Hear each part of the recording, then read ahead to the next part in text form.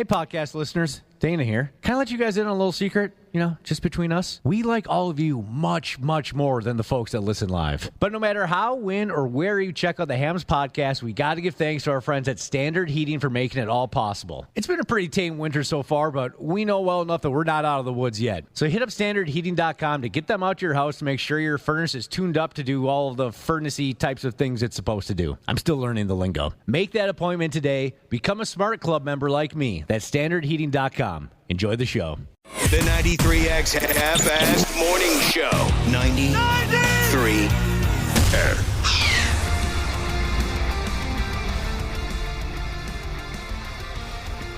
Rolling. We're rolling. Smooth into a Tuesday broadcast. Welcome to the 93X Half-Assed Morning Show. Oh, man. We got this going on. We got that going on. First off, I got to ask you folks about something I saw yesterday on the evil, soulless internet. And bear with me. Yesterday, my voice seemed to warm up the more I used it. Maybe we'll get a similar reaction today. Maybe I'll completely shut down. I still feel relatively normal, but I got this thing going on. Let me ask you about something I saw on the evil, godless internet, where I looked at it. There was even an article explaining what I was looking at, and I still can't believe it's true. So, the Grammys cut loose a night or two ago. That happened. A program that hands out awards for popular music. A program I haven't watched since I was probably 12. I think the last time I watched the Grammys, the award for Best New Artist was handed out to Men at Work. Do you recall Men at Work, Josh? Just heard him yesterday, as a matter of fact, on my way home from work. Was it Down Under? It was Down Under. See, that's a shame. It really is. Because they never play Be Good Johnny. They never play... they had a couple others that I really like. Now I can't think of the titles. Anyway, I'll get back to Men at Work. Haven't watched a Grammy since I was 12 years old. And I missed it the other night as well, but what I saw on the internet, so at the Grammys... You know how the big shot famous people walk what they call the red carpet? Yep. On their way into the show. So here's my question. That Kanye West guy, did he really walk the red carpet with his wife, who was 100% ass naked? She had like a sheer cover, but it wasn't covering anything. It was just like this basically like see-through. It's like if you put saran wrap on. She sure looked naked. Okay, can you find a picture, Ashley? Yeah, absolutely. So a picture of exactly what we were looking at that red carpet, because the pictures that I saw, maybe it was, what do they call it in the business, Josh? Are you trying to say Photoshop? Yeah, maybe it was Photoshopped. They weren't. No, definitely No. not. Yeah, I mean, No. What I mean is maybe they photoshopped whatever cover she had on. Maybe this website removed it completely. That's what I'm saying. So it's no. not really a cover, but there's a little bit of something very small there. Okay, she's Yeah, that happened. okay. Yeah.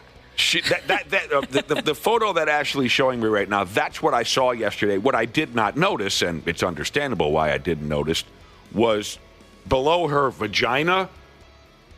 If it's okay that I call it that. Yeah. That's what it's called. You can see what is the bottom of this sheer outfit, this sheer dress. Yeah. So, it really happened? Yes. Yeah. Yeah.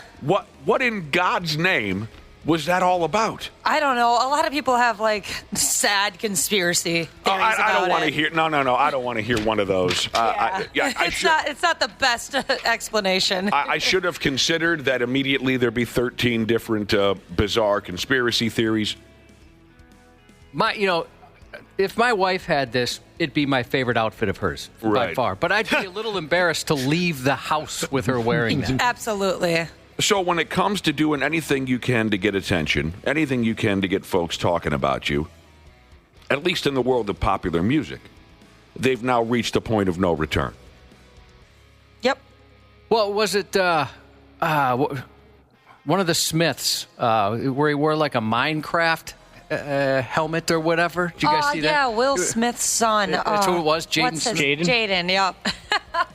It was like a house with his face cut out. I got to look at it again. It's like a big black castle, and then where the door would be, there's a hole for his face. Yeah. This is Will. His face would be like the drawbridge to the house. Who is that? Will Smith's son. Will Smith's son. Okay. Will ought to smack him for that. You know what? Yeah, Will Smith probably crack him in the jaw for that. Show up with a house on your head. Folks are going to go, okay, that's a little out of the ordinary. This gal just straight up walked in a public forum just ass naked. It was dramatic, too. She had like a big fur coat over it. Oh, is that right? And then she turned her back to the paparazzi and then dropped her coat. Are her parents still alive? Good question. I haven't heard her talk ever. Yeah, do we know who she is? Who is she? This is the first time I'd ever heard of her. Oh, really? I've heard of her before. She's done some weird stuff before, too. Well, wait a minute. You've heard of her as if you've heard of her in a sense that she is famous in her own right for something, for singing or dance. No, you've just heard of her because she's Kanye wife's weird wife. Yep. Okay. Well, like what? What kind of things have you heard? Oh, just like other outfits she's worn. Yeah, she that gets have been more nuts. and more naked. Yeah. So this is her thing. Yeah. Her thing. I'll try anything twice, Jesus. He works in HVAC, and he wears the same outfit at work. That's his uniform.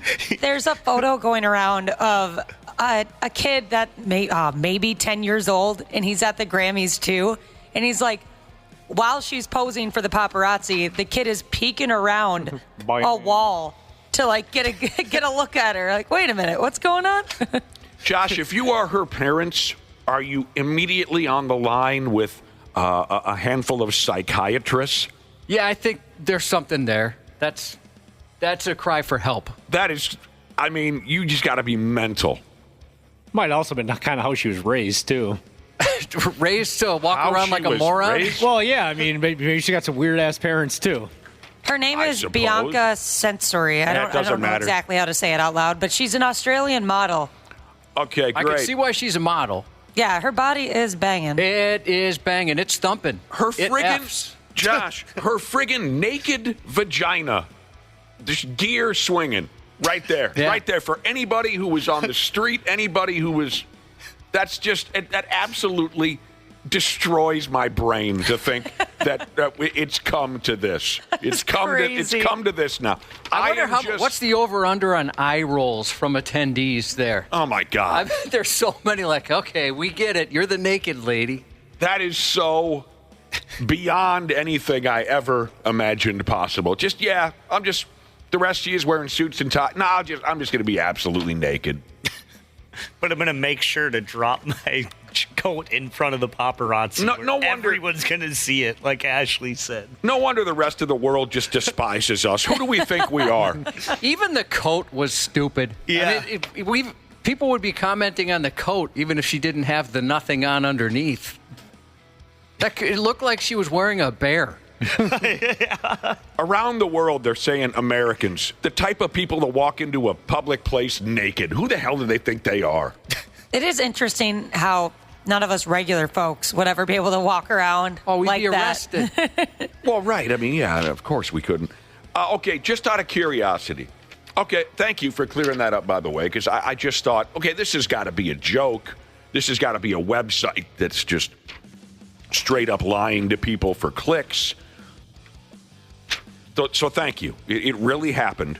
A grown woman showed up in a public place to be noticed by getting absolutely ass naked. That gal is gorgeous, without a doubt. She could have gotten everyone's attention in a bikini.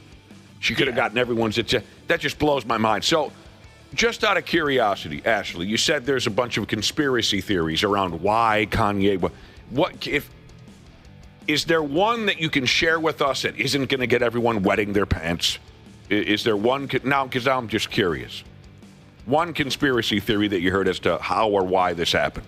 I guess one of the main one is that Kanye West wants her to dress like that because he wants her to get attention so that he has all the attention as well. Oh, well, a few that's not a conspiracy theory. That sounds like reason. Yeah.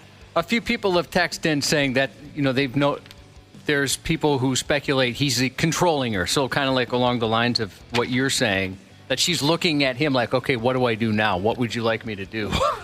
Hey, Dinah Cop, Jesus. I'll tell you what, if you're going to get pulled over today, get pulled over in a Dinah, because he's decided, he's on his way to work right now, and he's decided he might just wear his duty belt and nothing else. Oh, now we're talking. Whoa. It's just unbelievable. It's so hilarious that this is where we're at. It's also super weird that she has like almost the same body type as Kim Kardashian, his ex-wife. And so that's what really weirds people out too, is he found like almost a clone. Well, That's what I was kind of wondering, why he had her do it, just to get more publicity than Kim Kardashian. Because she was massive when they were together. So, Well, she's a huge star for whatever reason. apparently once you go Kardashian, it sticks with you for life. So you guys think Kanye West picked this lady out because she looks like his ex? You said Kim Kardashian? Yeah, a lot of like. Then you got that basketball player, Lamar Odom, who can't get over breaking up with, is it Khloe Kardashian? Yep. Nailed it. We read, a month ago or so that he was shopping for sex dolls to be shaped and molded to look exactly like Khloe Kardashian. Apparently, once you get a dose of that, you can't get enough, and you need it even in how should I say this, Josh? Even in like an imitation form. I can't think of the words. That is off the charts hilarious. People are defending Americans, saying, hey, she's Australian. Don't lump us in with her. Oh, is she really? Okay, we're not going to claim her. What was the Men at Work song you heard again, Josh, the other day? Was it Down Under? Down Under, yeah. Yeah, it's a shame because It's a Mistake, Overkill, much better songs than Down Under. Back to Men at Work winning the 1982 Grammy for Best New Artist. Be Good Johnny. They have so many better songs than Down Under. Here's something, Josh, you and I could spend all day with on the topic of music. A website called Ultimate Classic Rock claims to have nailed down the top 15 hair metal frontmen of all time. The top 15 hair metal frontmen of all time. And so we got to be nitpicky here because they're talking hair metal as opposed to heavy metal. So don't expect to hear anything about James Hetfield or Dave Mustaine or Bruce Dickinson or Ozzy Osbourne or Rob Halford. They're talking the prettier stuff. What'd you make of the 15, Josh? Let me read it off to folks, and I'd love to get your take. Well, I thought there was one glare. Oh, you know what? I take that back. At first, I didn't see the name, but the name is on there. Well, fill me in on what you're talking about. From 15 to 1. Number 15 is Don Dokken from Dokken. I'm not in favor of Don being in the top 15. I love Dokken's music, but he was never much of a front man. Great singing voice when he was young. Great singing voice. But never appeared to be completely comfortable on stage. As a matter of fact, I always thought Don was quite awkward on stage. So I have an issue with Don Dokken being in the top 15. Again, with all due respect to the couple of great records they made when I was a kid. We got any thoughts on that, Don? What, your name is Josh? Not yeah, I Don. don't know that he wouldn't come to mind. You know what Don Dokken always did on stage for years that drove me crazy? He's the front man of this, at least in the mid to late 80s, he was the front man of this world-renowned hard rock band. And you know what he would do on stage? He would air drum.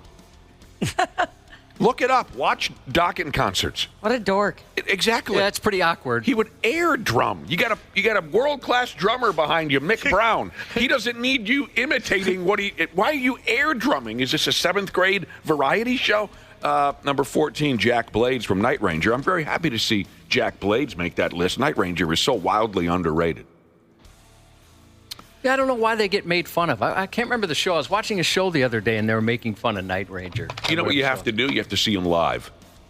Oh, that's one that I want to see him so bad. That's also on my list. Of course, You Can Still Rock in America. Sing Me Away is one of the most beautiful rock songs. Sister Christian, what am I missing? Don't tell me you love me. When I was a kid, I liked these songs. I liked them. But I never had any kind of a funny feeling to go see them live. To me, they were a little too pop, right? And then I saw them live, and it absolutely changed everything that I thought of Night Ranger. They are absolutely terrific still to this day. Number 13 on this top 15 list of the best hair metal, specifically, frontmen from UltimateClassicRock.com. Number 13 is Janie Lane from Warrant. I was surprised he didn't finish higher on that list. What a wonderful voice. And when you think hair metal, I mean, Warrant would be one of the top bands most people would probably come up with. Right. Janie had a great voice and was a funny, fun frontman to see live. And they had a couple keepers, old log cabin. I mean, especially with who's right ahead of them, not to, diss anybody, but Janie Lane to me says more that era. And I'm kidding, of course. I know it's Uncle Tom's Cabin, but I grew up with a kid who couldn't get it right. And every time the video would come on TV, he'd say, "Oh, I like this one, Old Log Cabin." No, dude, it's Uncle Tom. That's a great song. Uncle Tom's Cabin is a great song from their silly Cherry Pie record. Actually, the Cherry Pie record isn't bad. But I once went to go see a Warrant show, and when it was over, a dude with me said, they should just play Uncle Tom's Cabin 15 times and then call it a night. It is a great song. Number 12 on the list is Kevin Dubrow from Quiet Riot. His eyes scare me a little. Yeah, he did that on purpose. Kevin Dubrow, okay, you got to give him some points for, I guess, setting the standard, because Quiet Riot was the first hard rock, hair metal, whatever you want to call it. They were the first band to really sell records to the point where their record, Mental Health, was number one. I guess that's what they're known for. They were the first hard rock heavy metal band to have their record go number one. Kevin Dubrow was kind of odd on stage. I thought he was kind of odd and awkward looking as well. Yeah, he's definitely a weird looking dude. He could scream. 11, Stephen Pearcy from Rat. I never thought Stephen was much of a showman, but they had their time, no doubt. Interesting that we're talking about Stephen Pearcy. You forget, if you're an old school rocker like Josh and myself, you forget how big of a single Round and Round was. If there's an active rock station out today, that's the Rat song they play. Yeah, of course, I've been burned out on it now for 40 years. Yeah, me too. But Round and Round was such a huge single, and that was 1984. That was very rare for a hard rock single to climb as high in the charts as it did. Number 10, one of my favorites of all time, underrated, and that's Dee Snider from Twisted Sister. I never knew that he did makeup on his face. I like that. They had the makeup thing going. And there's so much to like about Dee Snider. It was quite ridiculous. Absolutely, Josh. He was born to be a hard rock frontman, and very few have done it better than Dee Snider. So much energy, so much personality. Could sing his effing balls off. Love Dee. And I know some people think the band's a little silly. Maybe the name has something to do with it or their look. But that guy, he's one of the brightest guys in rock. Super funny. Seems like a nice guy. I bumped into him at an airport once, and I can confirm he's the nicest dude ever. Just was so kind and so nice, chatting with people, very funny, very kind. We talked to him a couple times, and he was very cordial, good interview. Obviously, he does radio. He knows how to talk. He's great. Also, one thing I always liked about Dee is he wasn't afraid to go after anybody, but specifically, if there was someone in the crowd that he didn't like, he let him know. That's awesome. I don't know how many Twisted Sister shows I've been to where Dee was like, 99% of you are having a great time except for this idiot in the third row. What's your problem, Jagoff? And the crowd would just have a great time with it. Number 9 on the top 15 ultimate, hair metal frontmen. Number 9 is David Coverdale, legendary. Well, one of my all-time favorites. He's the guy that we've mentioned before. We had him in studio. Both of us couldn't form a sentence. We were so enthralled with him. Not only his voice, just what he's done for music and how gorgeous he is in person. Gorgeous. So terrific on stage. So funny. Again, personality, performance. A great singer when he was young. This article kind of nitpicks at David Coverdale being on the list, saying, well, he came from the 70s and Deep Purple and all that. Well, so what? Whitesnake was absolutely a massive part of the popular hair metal movement. I mean, the Still of the Night and Here I Go Again videos, I mean, that was so massive. It went mainstream. Well, and watch a documentary on hair metal where that video, the Here I Go Again video, isn't referenced, right? And you can't bump David Coverdale out of this list just because he made some bluesy songs with Whitesnake, with Deep Purple. Number 8, Vince Neil. And when he was young, yes, I know, go ahead and text in your jokes because of the obvious.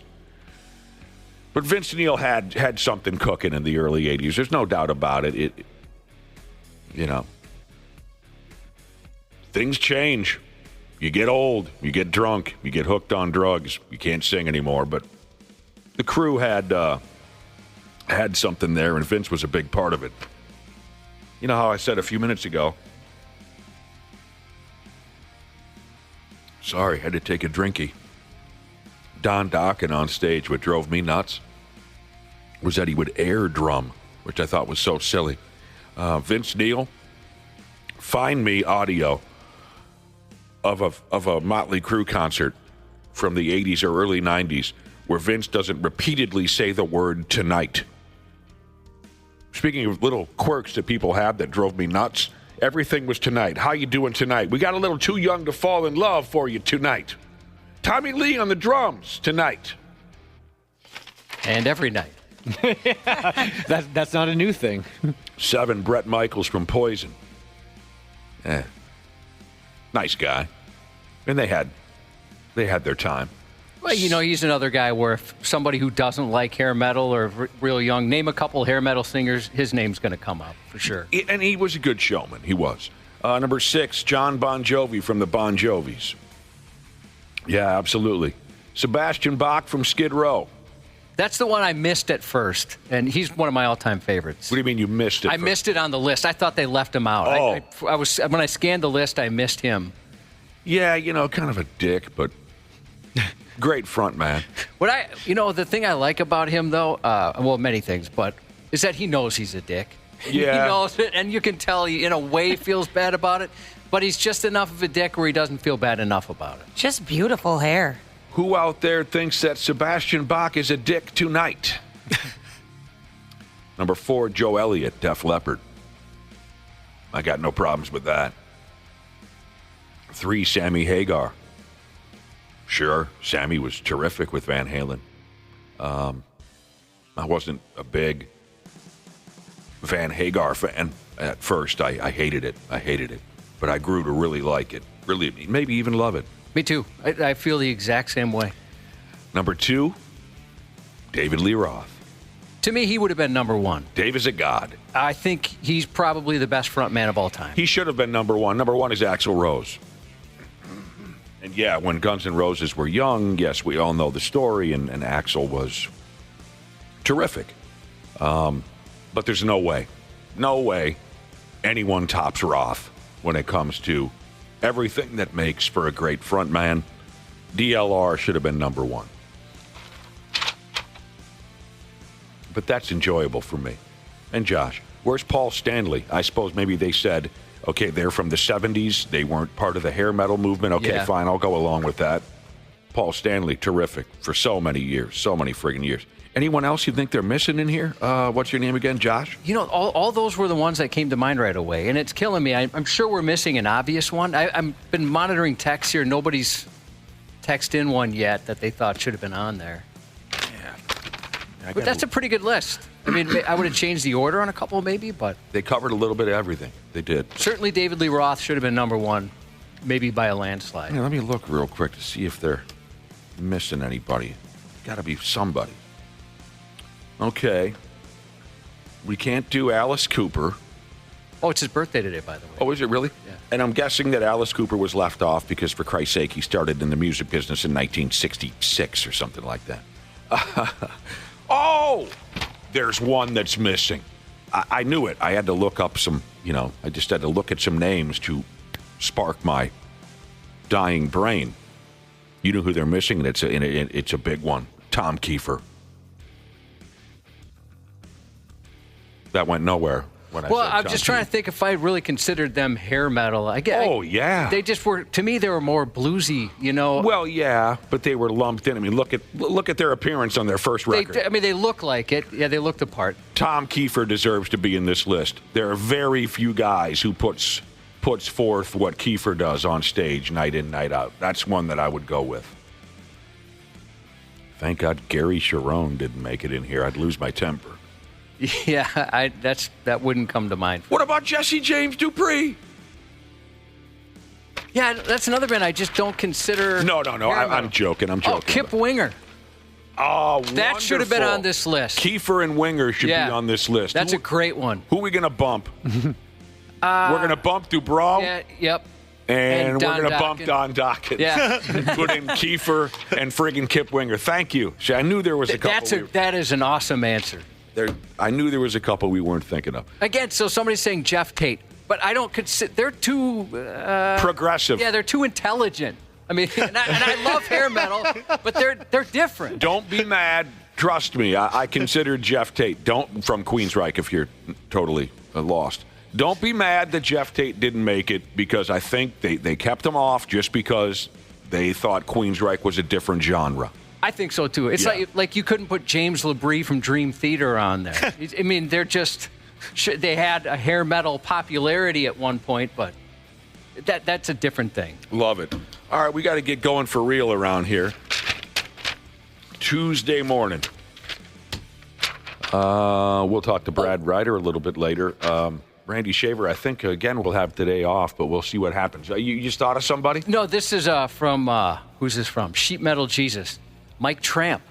I mean, he's beautiful. I loved Mike Tramp. I did. But I don't think he makes the top 15. Yeah, it'd be tough to find somebody else to kick off this list. Right. But that is a great answer. Mike friggin' Tramp. Man, I'll never forget going up to Cross Lake. This has got to be, how old am I now? This is 20 years ago or more. 20 years ago. And a buddy of mine calls and says, Mike Tramp from White Lion is playing Cross Lake, which wasn't a massive shock at that point. You know, that genre of musicians were playing bowling alleys and whatever they could do to make a few bucks. I mean, hair metal had become so uncool. So it wasn't shocking that he was playing some little club, basically just a bar in Cross Lake. So we went up there. And my buddy and I were the first two people in the bar. Ordered a couple beers, and soon band gear starts being moved into the bar. Drum, kick drum, cymbals, snare drum, couple of guitar cases, couple of amps. And I said to my buddy, I said, wow, this roadie is getting his ass whooped. He's the only one. We noticed there was just one guy moving all this gear in, piece by piece. And I thought, where's the rest of the friggin' roadies? This poor bastard. And then we realized it was not a roadie. It was Mike Tramp. Oh, no. Bringing in his own stuff. Yeah. Wow. Has to get there early, too, to get everything in. Me and my buddies were customers 1 and 2 out of a grand total, I'm not exaggerating, out of a grand total of maybe 15 people who showed up. That's crazy. That's got to be That just gave me the chills. That makes me mad. I wish I was around. It was effing crazy. All right, everybody, be cool. The big boss is listening, and he's checked in on the topic. Okay. He says Vince Neil ahead of David Coverdale. No friggin' way. To me, David Coverdale is incredible. So I'd put him above in that list, but I understand the methodology here. Where, right. You know, somebody is probably most people would probably put Vince Neil ahead. That just don't really. That wasn't their passion. Yeah, they're thinking Motley Crue was on a higher level than Whitesnake, and they were. They were, as far as popularity goes. I love that the big boss texted in. You know, our smaller boss around here, he only knows how to talk Pearl Jam. That's his favorite artist. It's fun when we got a guy in the building that can actually talk trash with us. I like how his passion and how he phrased that. Dig you, Marv. Yeah, you're the man. We will take a break. Be right back on the Half-Assed Morning Show. The 93X Half-Assed Morning Show. They got their heads up their ass. On 93X. Dana here to tell you all about my new friends at Standard Heating and Air Conditioning. You see, I've been doing apartment living ever since my parents kicked me out back in the day, but now I'm back living in a house. I'm absolutely clueless when it comes to any project. That's where Standard comes into play. They cranked on my furnace to get it really cooking for another cold winter. And think about this. Standard's been doing this for over 95 years. That means at one point, they made sure your great-grandpappy was all nice and warm in his butt-flap jammies. So get in touch with the folks at standardheating.com and make sure you ask about becoming a Smart Club member. That's standardheating.com. Stupid news on the Half-Assed Morning Show.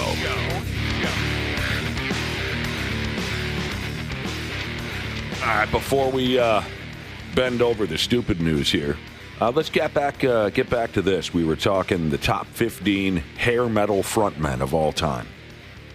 This was a list put together by classicrock.com or something like that. The top 15 hair metal frontmen of all time. And I'm having to read this back to you through my garbage can because I already threw the list into the garbage. From 15 to 1, it went Don Dokken, Jack Blades, Janie Lane, Kevin Dubrow, Stephen Pearcy, Dee Snider, David Coverdale, Vince Neil, Bret Michaels, John Bon Jovi, Sebastian Bach, Joe Elliott, Sammy Hagar, David Lee Roth, and W. Axl Rose. That's the list they came up with. Cubby and I went back and forth on it. A lot of you are texting in. Now, again, keep in mind, they're being very specific about this with the list. Hair metal frontmen. That's why you don't have James Hetfield, Dave Mustaine, Rob Halford, Bruce Dickinson, Ronnie James Dio, Brian Johnson, people like that. So if you're texting in about those types of folks, they were a little too hard for the hair metal list. Josh and I added Mike Tramp. We added Kip Winger. We added Tom Kiefer to the list because we thought they were missing. Here are some other, what's the word I'm looking for? Examples or suggestions. Thank you, Josh, from our listening audience. Michael Sweet from Stryper. Dude certainly played hair metal, and that sumbitch could sing about Jesus Christ. I love that band so much. Jeff Keith from Tesla. That's a good one. Jeff Keith, terrific voice. And they had some great tunes back in the hair metal days. Mark Slaughter. That's my thoughts on Mark Slaughter. They had a couple of catchy tunes, but what drove me crazy about Mark Slaughter is he certainly could sing. The problem was he never let you forget it for longer than 5 seconds. I feel the same way. Watching, we get it. You've got quite the range. My God. The first time I saw them in concert, I was 18 years old, and I wanted them to turn it down because he just never let you forget that he could scream. Blackie Lawless, probably a little too hardcore for the hair metal list. Mike Reno. Mike Reno. Okay, Klaus Meine, yes. Klaus is not in there because they're too classic, pure, what do you want to call it, rock. They weren't exactly hair metal. A lot of folks have texted in about Klaus. But Mike Reno from Loverboy, I love that guy. One of the purest voices in rock history. If you haven't heard Loverboy in their heyday perform Turn Me Loose, if you haven't heard that live and heard what Mike Reno can do with that song, I'm sorry to tell you, you've never heard a live song. If you haven't heard Turn Me Loose live, you've never heard a live song. I just watched a couple of concerts of theirs not too long ago on YouTube. And also, before we get to the stupid news, we had a conversation about that ridiculous display from Kanye West and his wife at the Grammys over the weekend, where his wife walked the red carpet, public setting, everyone else is dressed. She showed up basically 100% ass naked. Vag hanging, everything, right? Kanye West's wife. Just ridiculous. Absolutely ridiculous. We're trying to figure out, aside from the obvious, why. The obvious answer is attention, of course. But a listener texted in this. They got some inside information, Josh. They say Kanye West's wife finished last in her fantasy football league. Oh, it was a punishment? You know, that actually would be a good punishment if somebody wants to borrow that. Make that same outfit and have their buddy walk around some mall somewhere. Oh, can you imagine? He'd be put on a list. Especially if the person doesn't have the body type for it. Oh, of course. Like most fantasy football players do not. They would be batoned and arrested immediately. Well, yeah, because they don't have the same celebrity protections as this lady does. Right. Udo Dirkschneider. What band? Boy, I have no idea. Accept. Oh. No. We used to play back when we were X105, when 93X became, 93X, X105. We used to play balls to the wall all the Balls time. to the wall. You got your balls to the wall, man. There was not an overnight shift I worked where that song wouldn't be played. We played that all the time. That and Man in the Box. So I think those were the two most played songs in the overnight back then. A listener texted in and said, Udo Dirkschneider. All right, stupid news.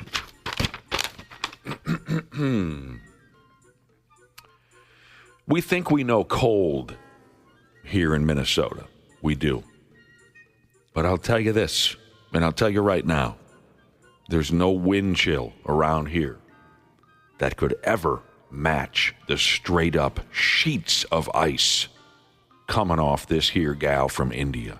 She's cold.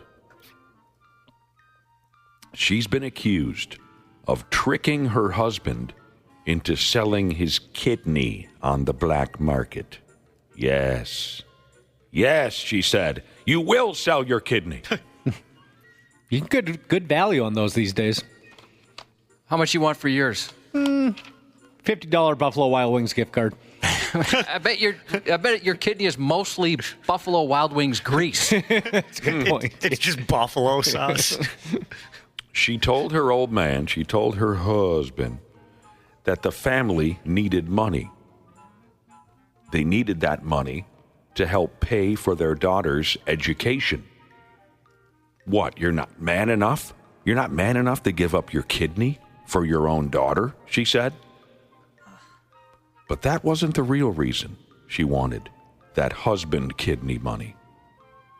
Here's the deal. Button up now. It's going to get chilly in here. This lady spent months trying to convince her husband to cough up and then sell one of his kidneys on the black market. Not only did she say that the money would help their daughter get an education, but it would also help the young gal once she decides to get married. A little, what do they call it, Josh? A little nest egg. Get your daughter through school. We need the money. Get your daughter through school, and then there'll be a little bit left over for when she wants to get married. Oh, she turned the screws on the old man. She did. He didn't want to do it. Of course he didn't want to do it. But the constant guilt trips caused him to eventually give in. He spent a year looking for a buyer on the black market. Word is, selling human organs is illegal in India, as I imagine it is in most other places. The husband finally found someone interested in buying his lightly used man kidney. He finally found a buyer about 3 months ago, and it was on. Dude went through with the process of having the kidney hauled out of his body, whatever process that is. I bet it's painful, Cubby. I can't imagine. To go back to an old bit we used to have on the show, I know women don't have kidneys, but if they did, my wife's would be worth way more than mine. And that's the argument I'd make. Like, I totally understand. I'd love to help our daughter out. And I would sell my kidney, but you're in so much better shape than I am. Sure, her kidney would be worth quite a bit more. Yeah, most definitely, because she takes all those potions and stuff, doesn't she? Yeah, she does. She's a necromancer, and she creates potions and does that instead of food. Next thing you know, husband has a big ugly scar on his back. But he was handed over $11,000 in cash money for that juicy, healthy kidney. All right, so here's where you ought to put on your choppers and your stocking cap, because it's going to get awful cold around here. dude gave the kidney money to his wife. You happy now, he said. She said, yes. Yes, I am. And then she took that money, ran off, and got married to another man. That's messed up. I bet that guy's got 2 kidneys. No, he's got 3 now, actually. Yeah. Nick, you've said many, many times you appreciate a good scam. Yeah. What do you think of this one? Pretty cold. Too much, or do you still kind of have an appreciation for it? It's too much. Too much to take someone's organ, which is basically what she did. She might as well have reached in there herself and plucked it out and then ran with it like a running back in a friggin' football game. Too much, Cubby. She took that money and went off and married another man. The husband, with the scar still fresh, was left in the dust, suckered into effing black market organ trading by the woman he loved. He made quite the sacrifice for her. You see, some time ago, his wife met a man on Facebook. That's how it starts. Isn't today the anniversary of Facebook? I don't know. Oh, really? 21 years today, I believe. It's been that long? Wow. I actually thought it was longer. Yeah, same here. She met a man on Facebook. And they hooked up. And they bumped. And it was real good. Must have been. His wife decided she should abandon her family and move in with her new rock-hard lover. But first, she needed some running away with her new lover money. So that was her scam. The heartbroken husband, sorry bastard that he is, he still wanted to give his bitch wife a chance to make things right. The local police tracked her down after she ran away with that 11 grand. They tracked her down. She was all shacked up with her new well-hung F-piece boyfriend, Donnie. He drives an F-350 Super Duty, Josh. Wow. Always wanted one. He wears a lot of Under Armour clothing and he listens to nothing but Godsmack. No, we've got somebody here who's got one of those Super Duties. I'm jealous. Yeah. I love that thing. It's huge. Husband still wants to give this lady a chance. How, the guy, obviously, this Donnie gentleman you're referring to, the Paramore, Under Armour. obviously a douchebag, but there has to be a little bit of pride that you humped her so good, you humped her husband's kidney right out of him. You're right. Yeah, that's got to be satisfying. So, the husband and their 10-year-old daughter and his parents all went to confront the wife and ask her to come back home, skis. She said, straight to their faces, "You folks do what you want. I'll be sending a divorce letter." And she gone. He got lowballed for his kidney, too. I was just thinking that, Ashley. I feel like 11K is a little short for a kidney. I think you should get more than that. In India, they say it's about 20,000. But if you really want to get a bang for your buck, if you go to Israel, it's 160,000. Okay, so the guy or she got boned on the price. I just love isn't the word. I'm fascinated by this woman and her killer instinct and her cold-blooded nature. Not only does she look into the eyes of her husband and her husband's parents, but her own 10-year-old daughter after all this and said... Forgot about that. And she said, bye-bye. Donnie and I got a Godsmack cover band to see tonight at the local beer hall.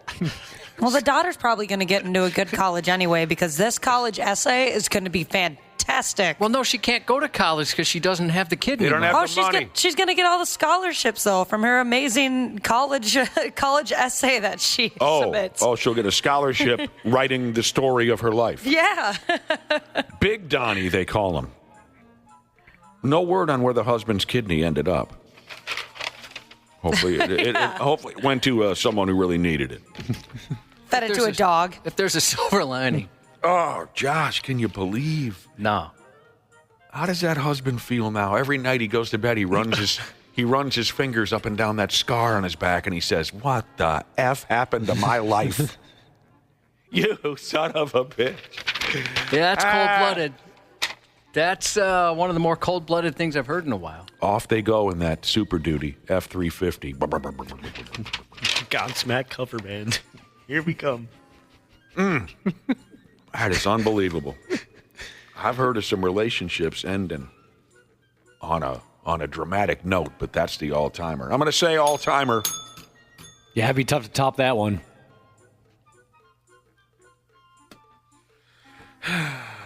Here's a guy who snatched $400 worth of sex toys in one push.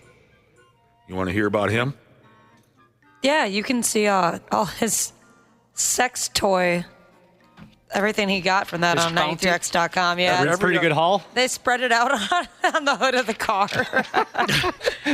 I know. Imagine getting cuffed and them just putting out all the sex toys you just stole on the hood of the car. One of the funniest things I ever saw in my life was when we were 17 years old. Me and a few friends were coming home from an all-night beer party about 5 o'clock in the morning and got pulled over. And if this was today, the driver would have absolutely been cuffed and taken away for DWI. But when we were 17, it wasn't the thing just yet. And the cop also considered that we were about 3 blocks away from our destination and did follow us home. That was the way they used to do it back in the day, especially if we were close to home. So I wasn't driving. A friend of mine was driving. And when the cop pulled us over, he's, what are you boys doing? What have you been doing all night? I mean, we were soaked in booze. None of us are wearing a shirt. We just look like garbage. Jeez. Well, we were hillbillies. Yeah. Like I've told you before, I rarely, if it was above 60 degrees between my 15th and 25th birthday, I rarely had a shirt on. That's just how we operated back in those days. But my buddy, the driver, had to get out the car and empty his pockets onto the hood of his own car. Cop says, empty your pockets. And my buddy, right front pocket, keys onto the front. Left front pocket, wallet onto the front of the car. Back left pocket, can of chew, throws that on the hood of the car, reaches into his back right pocket, rubber, puts it on the hood of the car. The rest of us in the vehicle, we couldn't help but stop laughing, seeing that lonely condom on the hood of the car. Oh, that didn't get put to use tonight, huh? All right. Guy who snatched $400 worth of sex toys in one push. I know dildos and such are expensive these days, but I'll still give the guy credit. That's a pretty solid take. Some of you might text in and say that's no big deal. One double-ended dildo these days goes for $400. But I'm going to give this guy credit. There was a lot of stuff on there. The negatives here are that the guy got caught, and then that the local cops gave him a terribly lame nickname. This caper went down in a place called Spring, Texas. The dude with the sticky fingers, he wasn't identified by his actual name. The cops just went ahead and referred to him as the Sex Toy Bandit, which shows zero creativity or effort. Try a little humor, will you, for Christ's sake?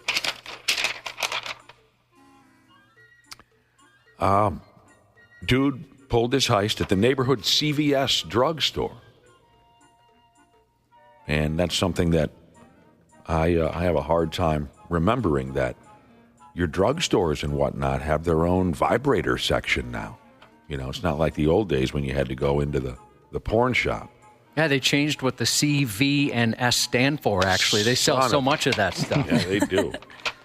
Dude pulled his heist at the neighborhood CVS. When the police caught him, he had a variety of items on him, all different types of sex toys, boner pills. He had a high-powered pube trimmer, Josh. I noticed that. Yeah, he had a couple of them. Yeah. 2 of them, yeah. A high-powered pube trimmer so he could make his unit look handsome. He had a gun on him, too. The cops are pretty sure he didn't steal that from the CVS. But like Ashley was saying, seeing all the items dumped out onto the hood of a police car is an impressive sight. It seems like he stole some stuff for a lady in his life, too. There's some bronzer and some lip gloss on there. Yeah, there's quite a few things. Bronzer. Nice variety. It's makeup powder. They said nothing in the story of any of the items being keistered. So I'm not sure how he carried all of this around. I mean, it's a Backpack, maybe? Okay. Be my guess. Oh, yeah, there's a backpack in the picture, but Oh, there is. Still. I see a CV. Oh, you're right. There is it's blended in there on the windshield. He's got a CVS bag there too. yeah, how'd he get the bag? Did he buy at least something? Maybe he bought there's a couple sodas in the picture. Maybe that was his cover up. He must have keistered something. Probably the sodas. Or the tube of Astroglide. Yeah, that's why he fit the sodas in there. He had fun. Oh, man. You know, back to the He was lady. about to have fun, actually. Back to the heartless lady who tricked her husband into selling his kidney so she could have a little money to run away with her boyfriend, her new boyfriend. Right. Oh, geez, Jesus, he's hoping for reincarnation. And he hopes that when she comes back as a Kleenex that a homeless man will finish into. My God. How do you come up with that? Hopes for bad things for that lady. She has it coming. All right, staying roughly with the same theme as the last story, in the terribly stupid United Kingdom, a motor vehicle was found all smashed up on the side of the road the other day. A motor vehicle was found, is what I meant to say, all smashed up on the side of the road. The vehicle was almost completely abandoned, except for what item still sitting and smiling in the passenger seat? Go. I already know. Go. I don't even know.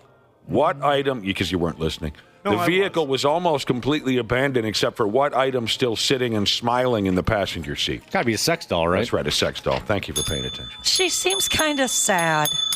Ashley, please, with the Oh, bell. really? I thought she seemed like she was in a decent... She had a thumbs up even. Ashley, please.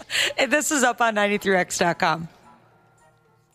Yes, what appeared to be about a $2.50 old-school inflatable female F-doll was left in the car, the kind our fathers used back in the mid-'80s.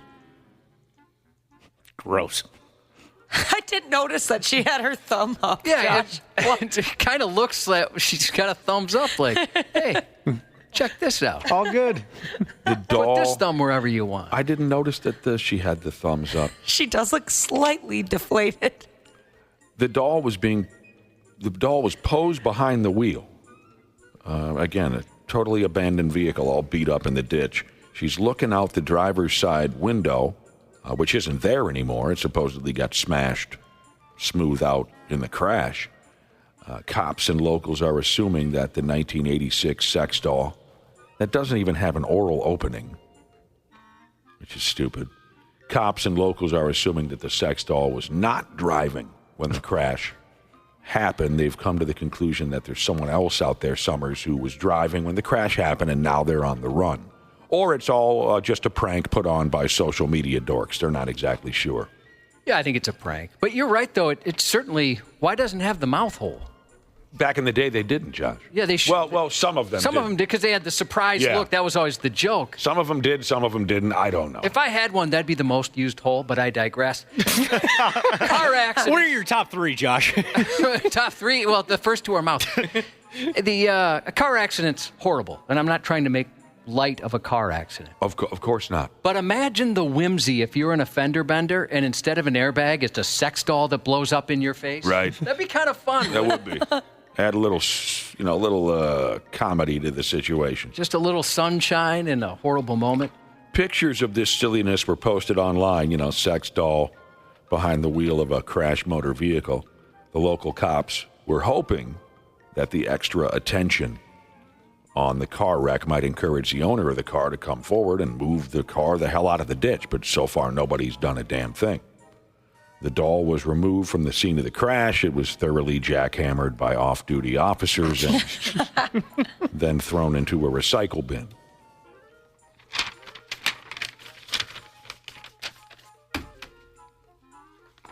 Seems like there's a lot of these stories, right, where there's abandoned sex dolls here and there. They're discarded left and right. Nobody cares. People don't have the balls just to throw it in the trash. They're too embarrassed just to throw it in the trash because then the garbage men are going to go, oh, hey there, big guy.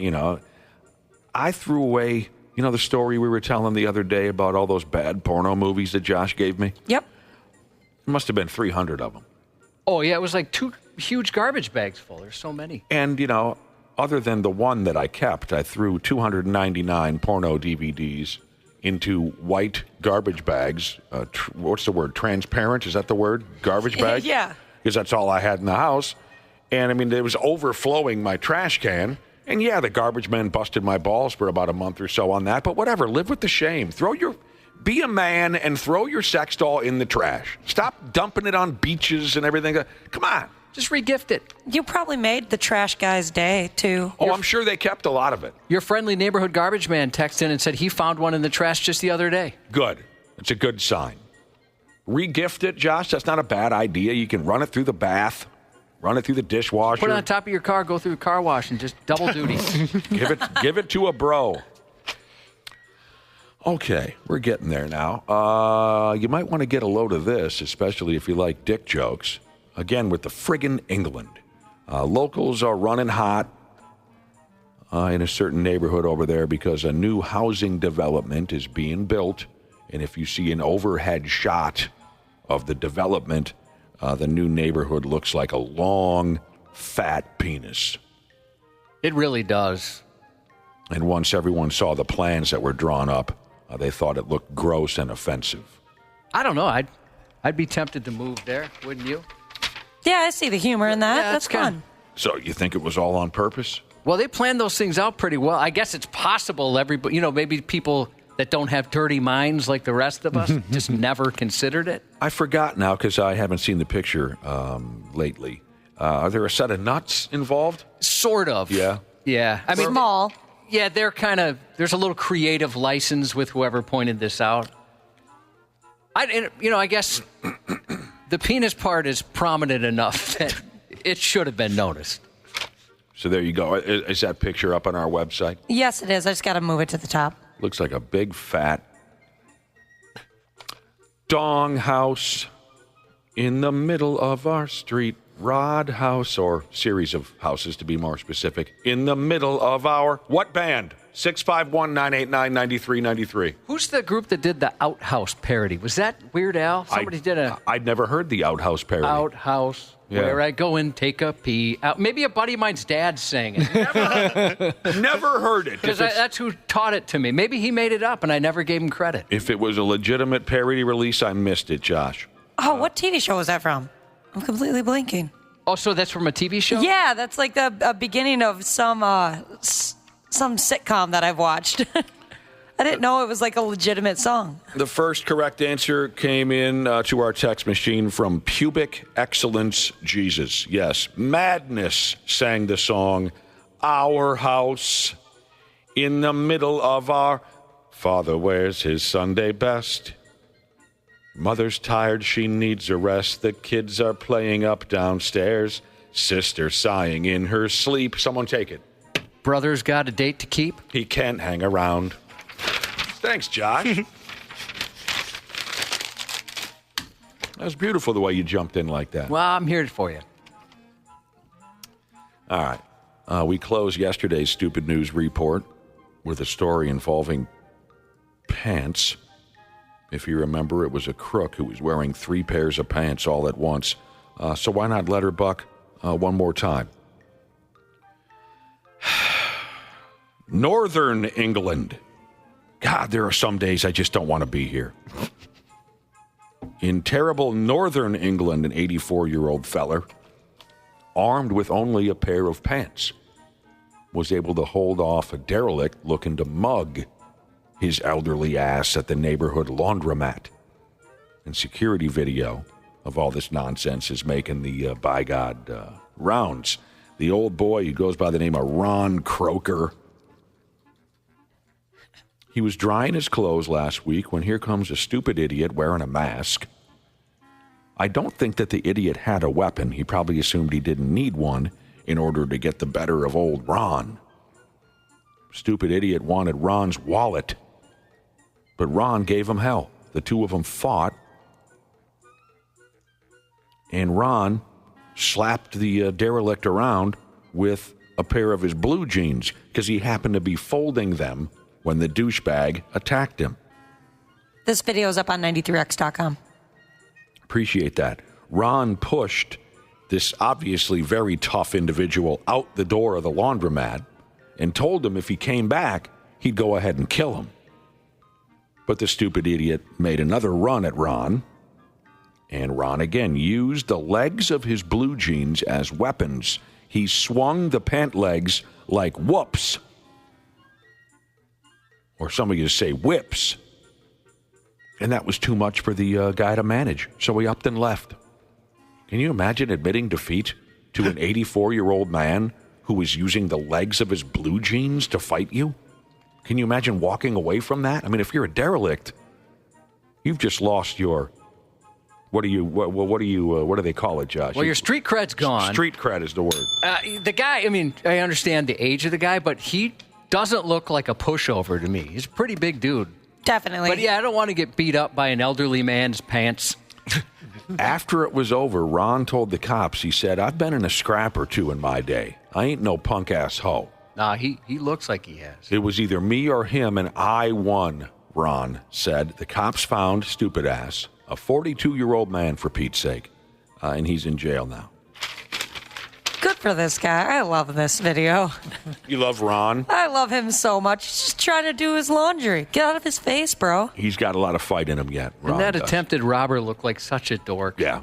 He kind of looked like Flick from A Christmas Story. He's one kind of of the same outfit. One of the saddest-looking characters I've seen in a while, and then again, to lose a fight to a pair of pants. Sports on the 93X Half-Assed Morning Show. 38 has a match penalty for attempt to injure. The play is under review. Wow. Attempt to injure from Ryan Hartman, the 30-year-old. Wow, is right. This is not something you see every day. And let's take a look at this. Look at Hartman right off the draw. He just drives the head of Stützle into the ground. My goodness. There's really nothing to do with the puck. It's just driving Stützle right to the ground. And it's hard to defend that play, Sam. It's not the ground, douchebag. It's the ice.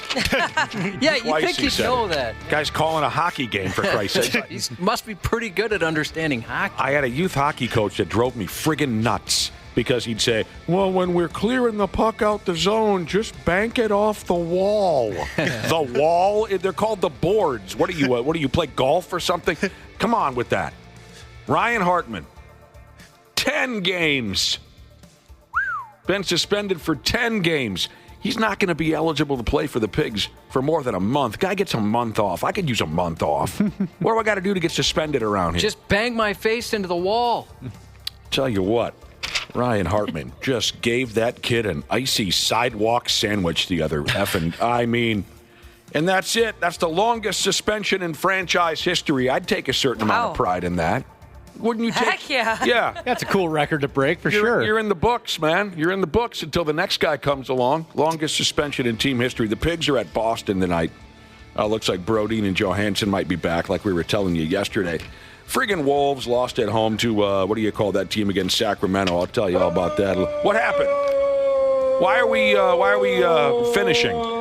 Because I hit the Timberwolves button, but the orgasm played instead. No. Just let him go. Yep, no stopping him now. Yeah, I'm not getting in the way of that. And Wolves. certainly not in front of it. Lost at home.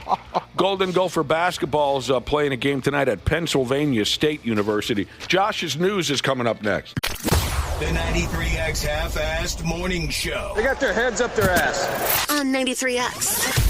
Dana here to tell you all about my new friends at Standard Heating and Air Conditioning. You see, I've been doing apartment living ever since my parents kicked me out back in the day, but now I'm back living in a house. I'm absolutely clueless when it comes to any project. That's where Standard comes into play. They cranked on my furnace to get it really cooking for another cold winter. And think about this. Standard's been doing this for over 95 years. That means at one point, they made sure your great-grandpappy was all nice and warm in his butt-flap jammies. So get in touch with the folks at standardheating.com and make sure you ask about becoming a Smart Club member. That's standardheating.com. Half-Assed Morning Show.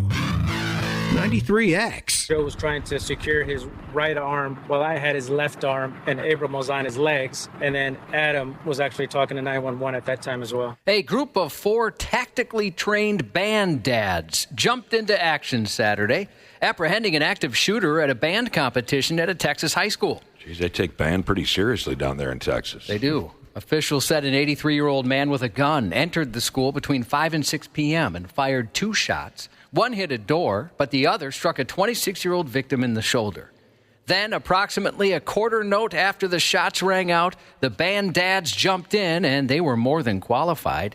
The 4 fortissimo, all military and law enforcement veterans, acted in perfect harmony, orchestrating a symphony of bandassery. The group, along with 2 other men, took the suspect down and restrained him, proving they don't just keep time, they stop crime. As soon as everyone was screaming, yelling, active shooter, gunshots fired, Joe and myself, we looked at each other, and they ran straight to the door. And by the time that we got inside, that's when Polo and Abram was right behind us as a Bandit team. I grabbed his arms while another took the gun out. Once the gun was removed from his hands, we had no handcuffs, so I took my belt off and made a handcuff, one of the Bandit said. But I think anybody with our collective backgrounds would just do that, just out of nature. They worked together to keep the suspect restrained until law enforcement arrived. I'd say it's a great job. Within 60 seconds, a suspect was disarmed, and they prevented further shooting by this suspect of the school or at the school. It was an amazing job. When you review the time, it's 60 seconds. It's unbelievable. Pasadena police identified the suspect as an 83-year-old who told police he was being chased by someone and was afraid for himself and his wife. Authorities say the man drove to the school and shot the victim, who police say the suspect did not know. That is so badass of those dads. Band dads. Band dads. I hope they form their own band now and go on tour. I like how they called themselves that as well. It reminds me of those videos where someone comes into a gas station and they try to rob it and they don't know that there's a Marine in there and he just kicks their butt. Yeah, I like that kind of thing. A rough encounter between 2 dogs on Fort Lauderdale Beach ended in a shooting which injured a woman and her dog. Around 5 p.m. Friday, 2 dogs got into a fight. In the heat of the moment, one of the owners pulled out a gun and shot the other dog, hitting the dog's owner's girlfriend in the process. Jesus, he pulled out a gun and shot the other dog. Yeah, huh? yeah. That's what we do around here. Witnesses report hearing multiple gunshots. One witness recalled seeing a woman walking 2 dogs when a man approached with his own. Moments later, the dogs clashed. It's unclear whether any of them were on leash, though witnesses suggested the man's dog may have been off leash. Ugh. Here, the wounded woman talks about the incident and is obviously shaken up. I don't even know. I feel like I'm gonna pass out. I feel like I'm in panic. Look at him. Look at all the blood. Look at the blood on me. And that's not. I wasn't even near them. Take it easy. Well, she was bleeding pretty bad. Paramedics rushed the injured woman to the hospital where she's expected to recover. The wounded dog was taken to an emergency vet and is also expected to be okay. Authorities are still digging up the details to determine whether any criminal charges will be unleashed. They interviewed the woman after she took a bullet. I know. I thought maybe give her a second. What? Wait till she's, healthy again. Don't put her in the ambulance until we get a little audio out of this. Get a lot of blood on me. A Utah man was arrested after shooting his friend in the chest in an attempt to test his friend's alleged bullet-dodging abilities that he had claimed. Oh, man. Police say the bizarre incident unfolded early Sunday morning in Kearns, Utah, when first responders arrived at a home to find a young man on the floor, bleeding from a gunshot wound to the chest. The shooter later admitted to pulling the trigger, but claimed it wasn't intentional.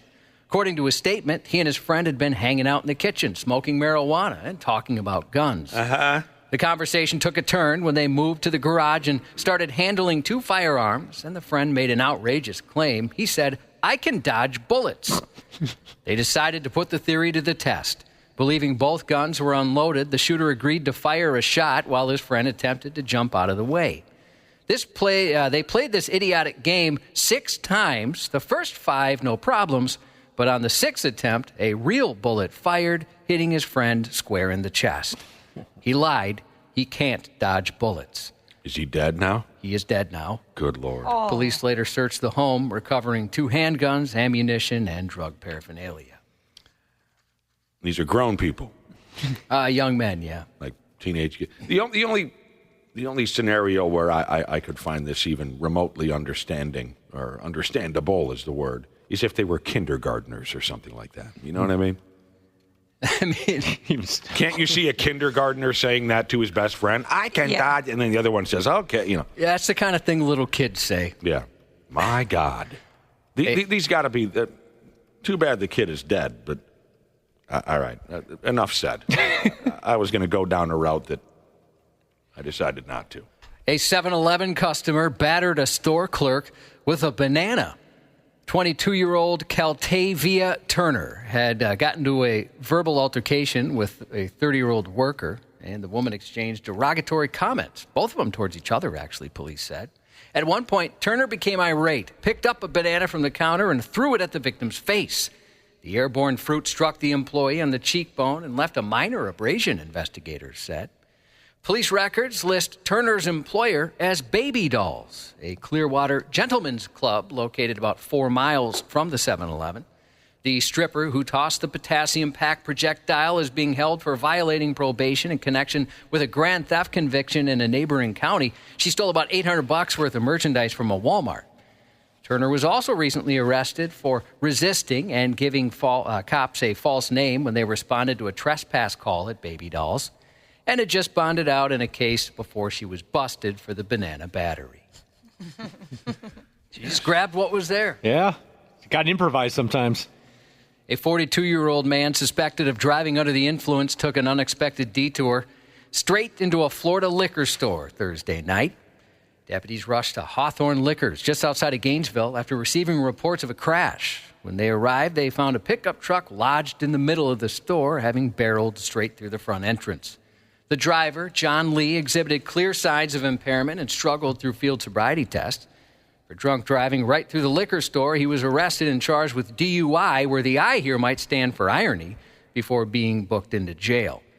Officials estimate the crash caused about $20,000 in damages. Sucks. New York City police are on the lookout for a group of wannabe train conductors who decided to take a subway car for an unauthorized spin. On Wednesday, the department released images and video of 6 individuals who took over an unoccupied subway train over the weekend. Surveillance footage shows the group casually strolling out of the conductor's compartment and through an otherwise empty car. Before getting their hands on the train's controls, they had initially tried to cover the security camera lenses with black marker in a bid to shield their identities. Meanwhile, an Instagram video of the joyride captures one of them confidently manning the controls, while another sat outside the car with their legs dangling over the edge. Cover your faces, one of them warns as the train zips through the tunnel. Do they realize that those things are on tracks? What I don't understand is, did they just leave the keys in the visor on some of those? Because this keeps happening. And I would imagine that's a more complicated process. Yeah, is it just like push to start? Yeah, there you go. But once you're done with your joyride, where are you going to go? You're on a set of tracks, for Christ's sake. The subway shenanigans took place about 10 p.m. Saturday in Brooklyn, said police, who confirmed the joyriders managed to damage the train's camera glass, likely in an attempt to erase the evidence, although they clearly forgot about all the other cameras everywhere else, which captured clear images of each of them. The stunt comes just months after 2 17-year-olds were busted in Queens for a similar scheme. In September, the teens hopped aboard, took control of a subway train, and managed to operate it for a short distance before crashing.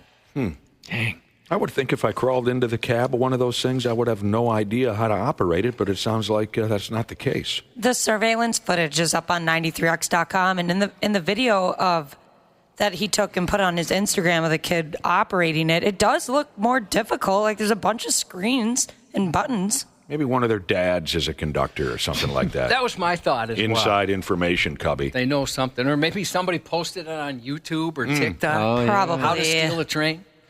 Teenage boys often get a bad rap, and for good reason. I know, because I have one. And where he is, so are his friends, eating our food, arguing over who has more riz, and demonstrating such terrible aim in the bathroom that my wife now pees at the neighbors.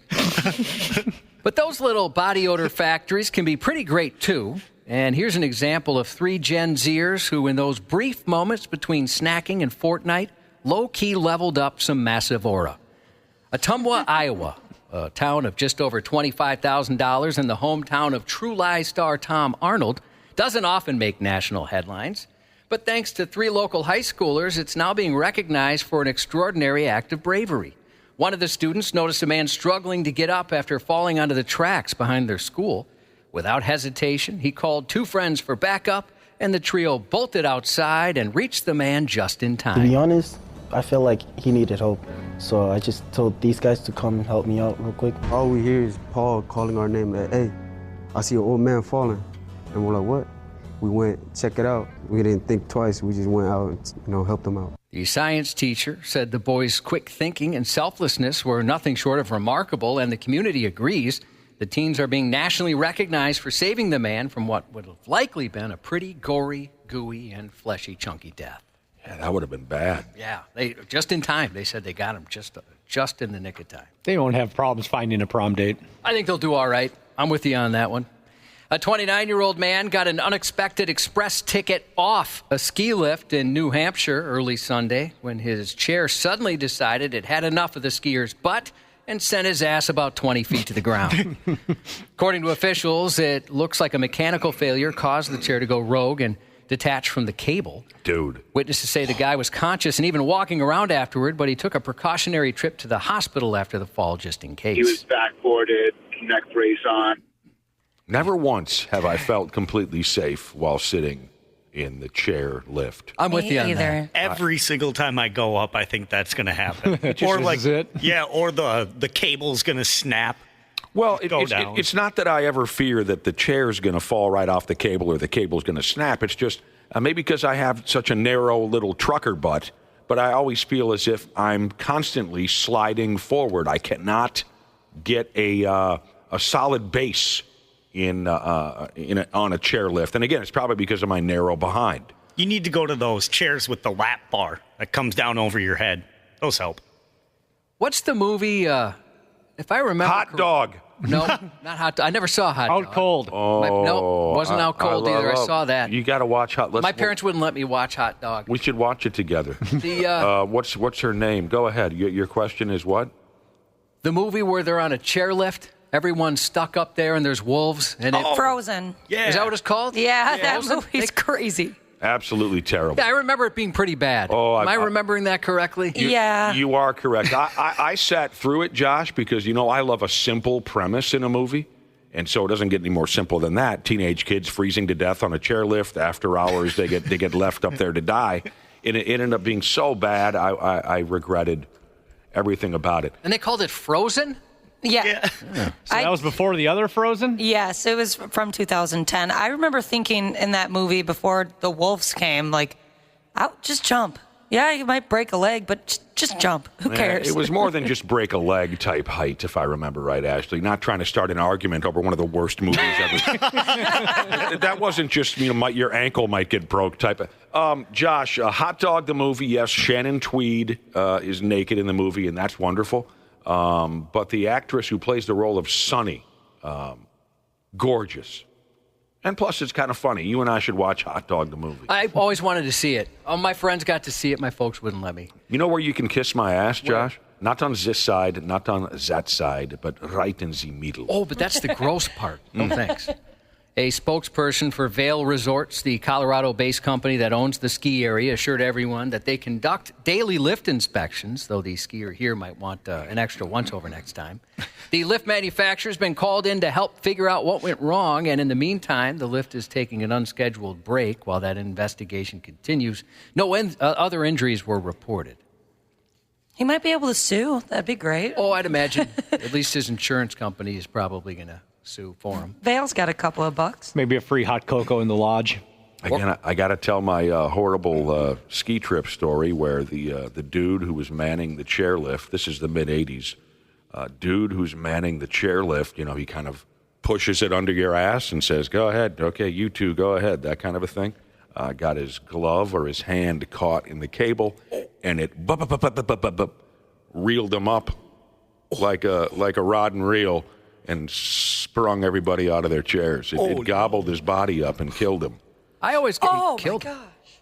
I always got nervous on the tow rope just because I was afraid I was going to be the guy to wipe out and take everyone behind me down as well. Been there. Oh, you did that? Yeah.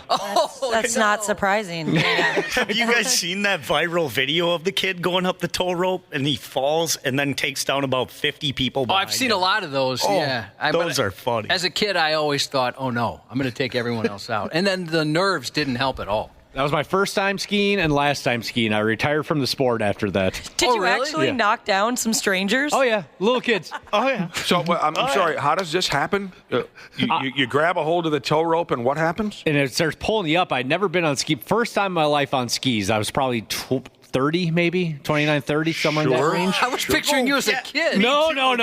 This it was was like a a radio 10-year-old. station appearance. I thought it was like a 10-year-old Dana No. Grown ass man.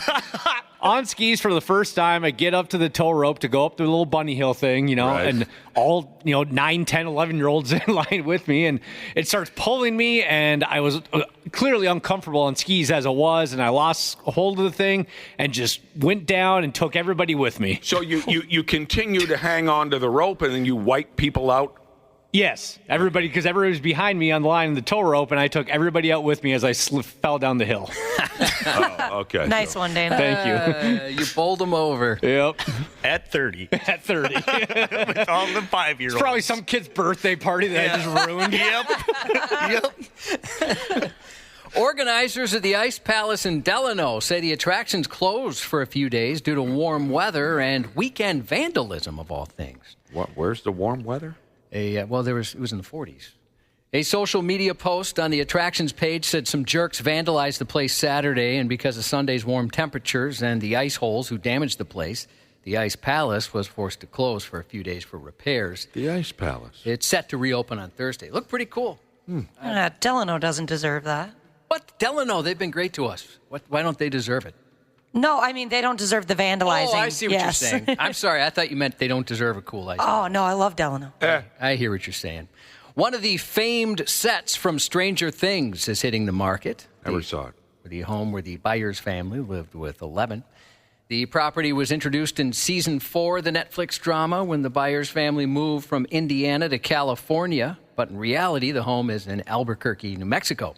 Used for both exterior and interior shots on Stranger Things. It's got a $675,000 asking price. Since Season 4's release, the homeowners say they've been flooded with Stranger Things fans. Most just snap some photos outside, but some do knock on the door to chat about its Hollywood history.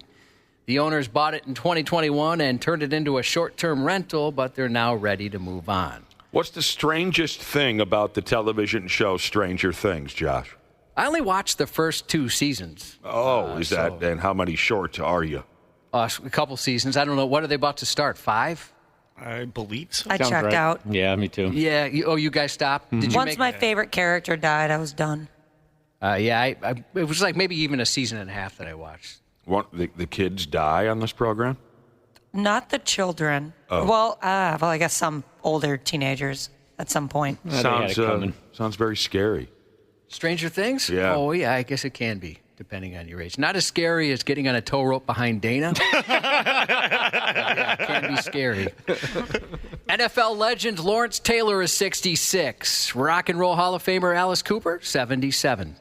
May the nuts of one of the Brotherhood rest in peace. He got a vasectomy yesterday after being inspired by the very fertile Vikings long snapper and regular 93X guest Andrew DePaula, who talked about maybe getting one in the future. So get well to the balls of balls like tennis balls, Jesus. Hope you're shooting blanks real soon. Happy birthday to Mikey, turning 18th from Mom and Dad, and that's 93. Oh, and Haley, Abby, and Kira, and that's 93X News. Coming up next, we'll talk with Brad Ryder. Sports on the 93X Half-Assed Morning Show. Yeah, so that's crazy. At 25, they traded probably the best scorer in the NBA at 25. And he didn't know about it.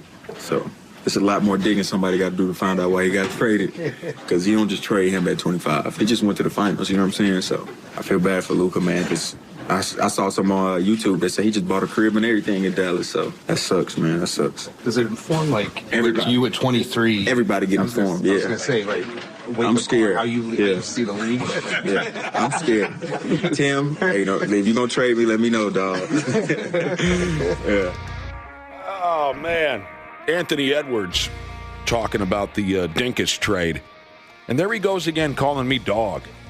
Man, he's cool, isn't he? He can make that sound cool. Yeah, but my name isn't Dog, it's Bass. Well, yeah, he doesn't know that, though. That was way before him. Kevin Garnett nicknamed me Bass back in 1995. Best nickname I've ever had, Bass. My other career nicknames weren't that great, though. Louie. Well, that one's near and dear to me because my dad nicknamed me Louie. Pink. When I was about a 22-year-old kid, I joined up on this beer league softball team, and they were all tough guy iron workers. And since I was the young one, they called me Pink.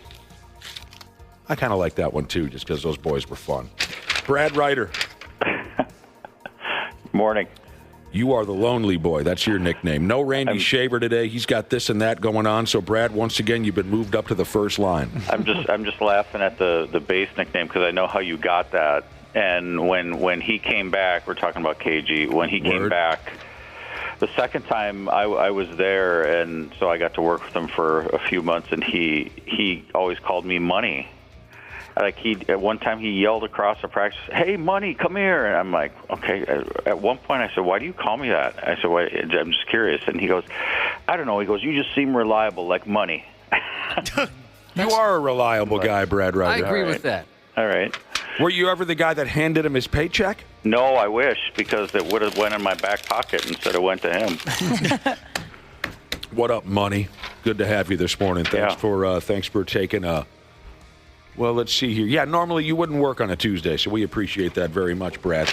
I don't have a personal KG story, but a friend of mine, he installs televisions and stuff like that, and he installed 2 big screen TVs in the dog kennel that KG had, and he asked him, why, out of curiosity, why do you want these TVs in this dog kennel? And he said, because my babies like to watch me work. That was so cool.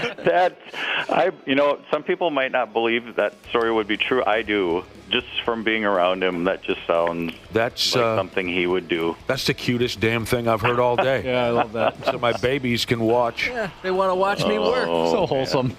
Does he still hang around town at all, or has Glenn Taylor forced him completely out of town? I don't. I should say his dislike for Glenn Taylor, has that forced him completely out of town? I don't think he's around too much. Because he used to be, of course. I mean, when he was a player, of course, he lived here. But in the past, 10 some years, I think he was spending at least some amount of time here in town, because my sister used to run into him at this grocery store all the time, and she said he would buy an extraordinary amount of ice cream. Yeah. Oh, really? He's got a sweet tooth? I guess so. Or maybe he was hosting a birthday party, or he was, I don't know, maybe he has a pile of young children. I don't know. But she said he would come into this joint a lot, and he would buy just buckets and buckets of ice cream. Anybody like him, I mean, he's got more than one residence. They're not here in the early part of February too much, I wouldn't think. I mean, that's... Right.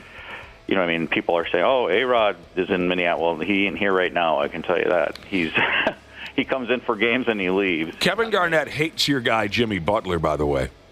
Oh, does he? Yeah, he was going off about little Jimmy Butler on a podcast the other day, talking about how he's ruined the integrity of the game. And he mentioned Glenn Taylor. He did. Oh, he did, yeah. Bro, this is how non-guarantees are going to come into our league right here for shit like this. We fucking fought our ass off through 5 and 6 goddamn lockouts to get to a point where where we protect the integrity of the talent. And then that talent has a responsibility to be professional, come in here and do your fucking job. You think I like Glenn Taylor? You think I like that motherfucker? Oh. Nah. You think Paul liked Witt at one point when they weren't seeing eye to eye? We came in, we did our fucking jobs, you got paid, and you went home. He called Jen Taylor. What's her name? What's Glenn. the guy? Glenn. He called Glenn Taylor a mama. Oh yeah. Man, he and Paul Pierce sitting there doing a podcast, and my God, did they both look stoned. Whoever's on the dump button on that had a full day. KG liked to curse a lot, didn't he? Oh, yeah. Yeah, that reminds me of a few other things, too. He had, that was during the Target Center renovation days when he came back, when we were making plans to renovate Target Center back then. He had some ideas. Whew. He had some ideas on how to renovate Target Center. Kevin Garnett had some ideas. Yeah. Can you share any of those? Let me guess. A giant Kevin Garnett poster somewhere hanging. No, he basically wanted to make the high roller season ticket lounge like a cross between what it is now and Rick's Cabaret. Essentially. So, yeah. Well, KG's a bright guy with a lot of good ideas. Speaking of his sweet tooth, one story I heard about KG that I always remember is a guy said he worked at a bagel shop near KG's house, and KG would come in every day, get 2 bagels with strawberry cream cheese, and you order the bagels, you go on the line, you pay for them. He would eat one while he was in line, And then with like a mouthful of bagel and cream cheese, go, "Just one bagel." Just kidding, I had two. He's a hell of a character. All right, Brad Ryder. Let's see what we got going this morning. Well, first off, I had to ask Josh a question off air. I've got something going here, obviously, with my voice. Mm-hmm. I got to keep taking hits of my Gatorade over here. I don't feel terrible, but there's obviously something there, and it's altered my voice. My vocal cords are 4 times the size that they were 2 days ago, apparently. But people have been texting in saying that I sound like Mike Rowe. I can hear that. And I don't know who that is, so I had to ask Josh, and Josh said Mike Rowe is the host of a television show called Dirty Jobs. Yeah, I know who that is. You do sound like him this morning. Yeah, you do a little bit. Okay, never saw it. I saw him at like... is he a douche? Oh, I don't think so. He's kind of like, well respected. He's kind of like a badass everyman. Okay, good. Yeah. He's kind of like Tim Allen a little bit. I don't know. He's not like. Don't do that to me. I forget the show I saw him at. It might have been like a sportsman show or one of the home and garden. I can't remember what show I saw him at. But somebody was telling me that worked for the convention center that he made like $1 million for that appearance. I don't know how true that is, but when he shows up at these things, he's making a ton of I'm going to look this prick up. He's great. I think you'd like Mike Rowe. Mike Rowe. Yeah, he was also the voice of Deadliest Catch, too. Oh, okay, never saw it. Okay. I when I saw the pictures of him online here, I just punched in Mike Rowe. I recognize this guy, sure. Did you ever watch? He's on television commercials up and down. Oh, yeah, he's on like truck commercials. Never saw any of his programs. You never watched? I thought maybe you had seen Dirty Jobs before. I don't think so. Oh, he's seen some dirty jobs.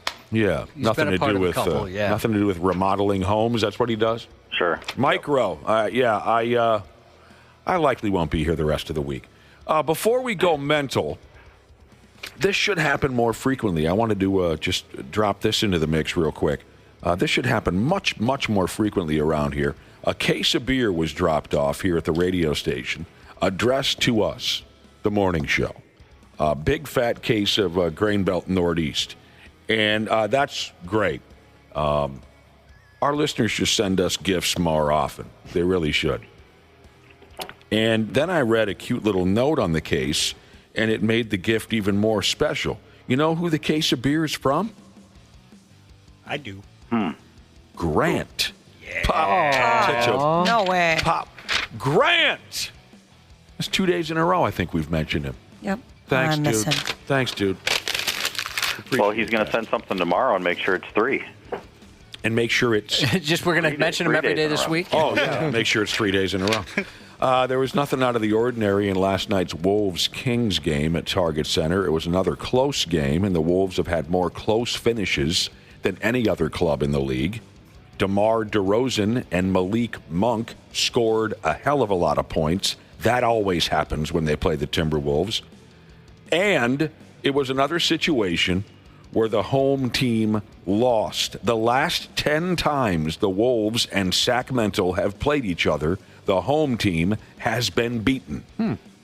DeMar DeRozan scored 33 points. Malik Monk had 26. The Wolves lost by 2.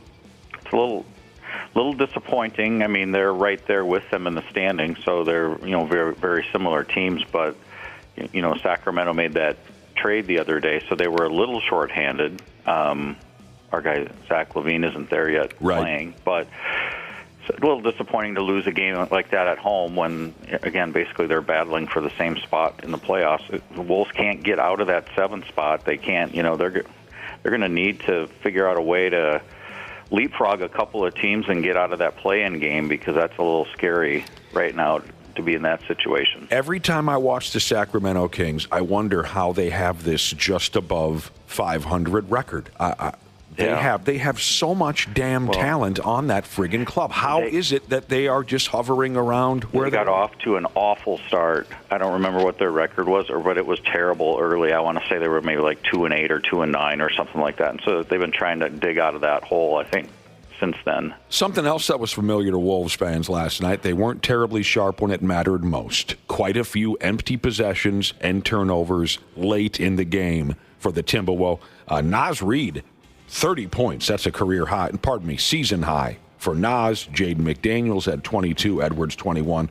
Of course, they're without Julius Randle for the second straight game. He's got his nuts gave way on him, and the other night he's got a bad groin. Dante DiVincenzo still out.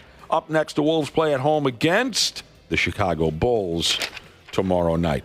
Yeah, the home record is, I think, the most disappointing a little bit, because they've lost. You can count them. I mean, the home games they've lost that they should have won. Well, the last two, I mean, you should have beat Washington. I don't care how depleted you are. You got to beat Washington at home. And then you lose last night. I think they're 500 at home now, 12-12. You got to have a better home record than that.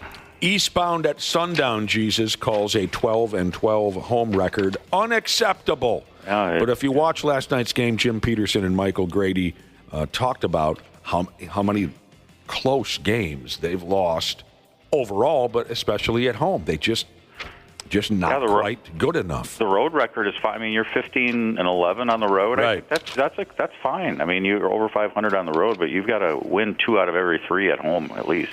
All right, let's talk more about Dinkus here. Doncic. This cracked me up. Word is he just had bought a $15 million house in Dallas about a week ago. Now, does he have Chris Lindahl's telephone number? Oh, I could get it for him. Because he's going to need it. Just bought a $15 million damn house. You know, who's enjoying that is whoever his realtor was, because the realtor got both sides of that transaction a month ago, and now they're going to get the other side of it coming back to selling the house. Oh, yes. That is pretty sweet. That is hilarious. It's always fun when rich folks take a shot to the pills, right? Who's with me? I agree. I like it. It might take him. The thing is, it might take him a while to sell that house too. I don't think there's a lot of people walking around looking at $15 million homes. Doncic. What a story that was, and still is. Now, here's one of the conspiracy theories, Brad Ryder, that NBA fans are going with since Dinkus got traded to the Los Angeles Lakers. Always got to put your tinfoil hat on for this one, Brad, okay? I've been accused of having one on before, so. Yeah, you're kind of a whack job conspiracy theorist. Yeah. You are. I can tell the way you operate now and again that you're one of these friggin' characters. So, okay, the theory is it's all centered around the Adelson family, who are the new Dallas Mavericks owners. They bought the club from, what's his nuts? Mark Cuban. The Adelson family. Now, they made a fortune in gambling, meaning they were the owners of the Sands Casino in Las Vegas. They still own the Venetian Hotel Casino in Vegas and some other casinos. So they're doing okay if they're... Yeah, they could buy that house from Luka 8 or 9 times if they wanted to.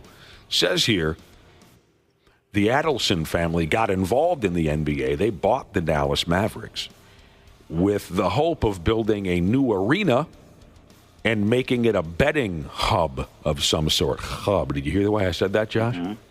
I liked it. You went like New York or something. Yeah. They wanted to. But the problem is sports betting and gambling are not legal in Texas, and despite their efforts, the Adelsons, it doesn't look likely to happen anytime soon. So, the theory is the Adelsons, their final bit of leverage is to tank the team and incite so much rage in fans that they are no longer welcome in Dallas. Did you follow that now? Yeah, that's a reach even for me. I don't necessarily buy it. They're not going to tank the team when you got Anthony Davis coming back to you. Right. You're still going to be pretty good. But I agree with you, but that's the theory that's out there. This might not matter to anyone older than 14, but it says here that the Mavericks lost 700,000 followers on Instagram after trading Luka Doncic. That's a decent amount. Yeah. Now, Luka, very entitled behavior on the court. as a member of the Dallas Mavericks. He is convinced that he has never, ever committed a foul in his entire career. And he's also convinced that anytime anyone comes within 6-8 inches of him, he deserves free throws. Do you think his sense of entitlement, if that's the proper way to put it, will only increase as a Los Angeles Laker? I fear that it will. Oh, absolutely. Probably. Because, of course, when you play for the Lakers, you are considered the tip of the top of the... Like when you play for the Yankees or the... Yeah, although he may not have as much to complain about because the Lakers tend to get a lot of favorable calls anyway. Yes. So maybe he'll get more calls and you'll see less whining. And LeBron James gets a lot of calls also. So I'll tell you what, the first game that Dinkus plays with LeBron, those referees better warm up those whistles. They better keep... You know how before the game the refs warm up their whistles? They better put in some extra reps because they're going to be calling a lot of fouls. Yeah.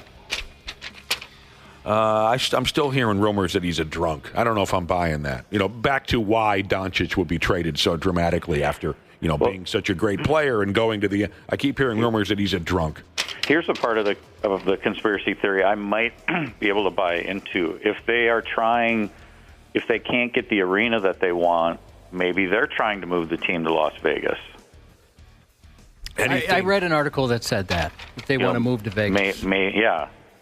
Anything's possible, Brad Ryder. Friggin' Vegas. Everyone's going to Vegas. There will be a team in Vegas within 5 years. Oh, yeah. Definitely. Now that the Golden Showers and the Raiders, oh, yeah. It's going to be a 4-sport market here very shortly. Very shortly. Yep. Wait a minute. And they're getting the Oakland Athletics, right? Right. Yeah. In a year or two, they're getting the Athletics. Yep. So all they're missing is basketball. Yep, they'll have one. They'll get one. Suns Trailblazers last night in the National Basketball Association. Suns guard Devin Booker. Oh, God. He also just pisses me off. He scored seems like a lot. He's a terrific player. What I like about Devin Booker is what I like about DeMar DeRozan. Their mid-range game is so wonderful. The Wolves just don't have that type of jump shooter. As great as Anthony Edwards is, his mid-range jump shot is very inconsistent. I love a player that can just dribble around a screen and take a friggin' mid-range jump shot. And Booker does it all. He scored 34 points last night, and in the process, this kind of surprised me. He became the franchise's all-time leading scorer. I didn't think he'd been around long enough to be the franchise's leading scorer. He can you name the player he leapfrogged, Brad Ryder? Maybe Kevin Johnson. Kevin Johnson, 4th on the list, all-time Phoenix Suns points scored. Barkley? Well, I don't think Barkley was there long enough. Marley? No. Clem Haskins? No, I'm kidding. Clem Haskins. Please. Walter Davis. Okay. Walter Davis. Top 10 all-time Phoenix Suns scoring. 10, Larry Nance. 9, Paul Westphal. 8, hard to understand because he speaks Canadian. Who is it, Josh? Steve Nash. Steve Nash. Yeah. That's such a good line. 7, Amare Stoudemire. 6, Dick Van Arsdale. 5, Sean Marion. 4, Kevin Johnson. 3, Alvin Adams. 2, Walter Davis. And now Devin Booker. I didn't think he'd been around long enough for that son of a... Who's his famous girlfriend now? Devin Booker's? Yeah. Is he dating one of the Jenners, or I have no idea? I don't think so. Oh, my gosh. Whoa, you were right. I had no idea that he was dating Kendall Jenner. Yeah. Jenner and Kardashian. That's right. They're the same thing, basically. Yeah. Same family. I forgot. Right. Kendall Jenner. Right. What? Right. Why, girl? Why? Well, you don't. Oh, well, you don't. He's a basketball player. Well, I know, but she's so gorgeous. She could pick somebody else that has a lot of money. You don't think he's handsome? Not at all. Oh, okay. I don't think she needs the money. Isn't she a billionaire? Yeah, exactly. She's a supermodel. Yeah. She's the only one out of all that family that I like. She seems more normal than the rest. Brad Ryder, did you see that gal show up naked for the Grammys? Speaking of famous people. No. Yeah, we talked about this earlier. You got to look that up on the internet. I saw it yesterday, and I thought it was fake. I had to ask these people here this morning. I had to ask Josh and everybody if this really happened, and it did.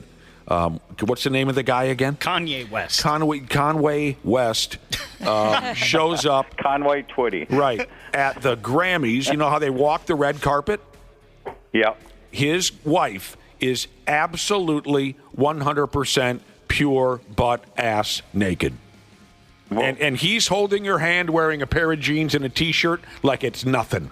She just walked up that way, or she took something off and took out this huge, ridiculous coat. Absolutely naked. That's where we're at these days, Brad Ryder, now. If you want to be somebody, if you want to be talked about, I wondered earlier, are her parents still alive? Because if they are, they must be so miserable they can't even express to you how upset they are.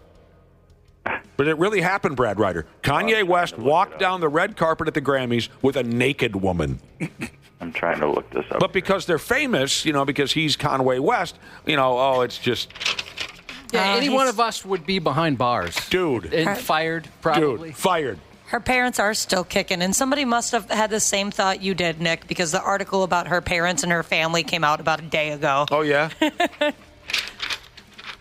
Look it up, Brad. Looks like she's got some sort of see-through bodysuit on. I mean, yeah, there's something on there, but there's something on. It doesn't matter. It's like wearing Saran wrap. Yeah. Right. Yeah.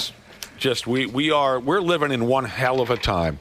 Luckily, I don't know if she has any siblings, but certainly the dad's coworkers aren't going to give him any crap about it. Yeah, she has sisters, but they've been known to keep a low profile. Walk into the office. Hey, anybody else watch the Grammys last night? There's just a banner of her hanging outside his office building. Oh, that sucks. It's just absolutely mind-blowing to me that they actually did this. They just said, you know what, you just be totally naked. I'll dress normally, and we'll walk in, we'll stop, we'll pose for pictures like it's prom night. Absolutely blows my mind that this is the Were they world. allowed to stay after this, or did they? I heard that they took the pictures and left. All they wanted was, this moment, so we would all be talking about them, and they left. I don't know if that's true. Well, I also read that they weren't even invited to the Grammys. They just showed up. Kanye West was invited, but they just decided to leave. They didn't stay very long. How did we get here? Unbelievable. Took the pictures and went to Waffle House and had a meal or something. Josh remembers this. Many years ago, we had a couple of years ago, we used to have the 93X girls, and they would show up at all of our, what do you call it in the business, Josh? Promotions. And they would dress sexy, and it was the whole thing, right? The hot rocker girls would be everywhere with us here at the radio station. And at one point or another, two of them ended up in FHM magazine, and they looked great. It really was. It was cool. But Josh mentioned this Kanye West's wife's parents. What must they be thinking? And her dad's coworkers busting his chops. So these ex-girls end up in FHM magazine, and one of the girls had a little pair of thong underwears on and just a full-on ass shot in the magazine, right? And again, they look great. And these were cool chicks. We like these gals a lot. I have no problem with them, but I'm just headed in this direction. One of the girls' dad's coworkers worked in a big warehouse, took that ass shot out of FHM magazine, and somehow blew it up to a poster about the size of a city bus and put it in the warehouse for the dad to walk up on the next morning. Do you see what I'm saying? Oofta. I mean, I guess that's brutal. Everyone in the warehouse was dropped to a knee. They were laughing so hard when they saw the look on Dad's face of his 21-year-old daughter's massive can up on the side of a... I imagine something like that might be in store for this lady's dad. I would think so, yeah. That's the one, isn't that the one we were here for the photo shoot? Yes. Where it was shot right outside the door there? At some point when they split up, because they will, she'll be like, what was I doing? Oh, I imagine so. Yeah. She'll be on this, kind of national regret tour right along with Pamela Anderson, where they look back and go, oh, my God, I married Tommy Lee.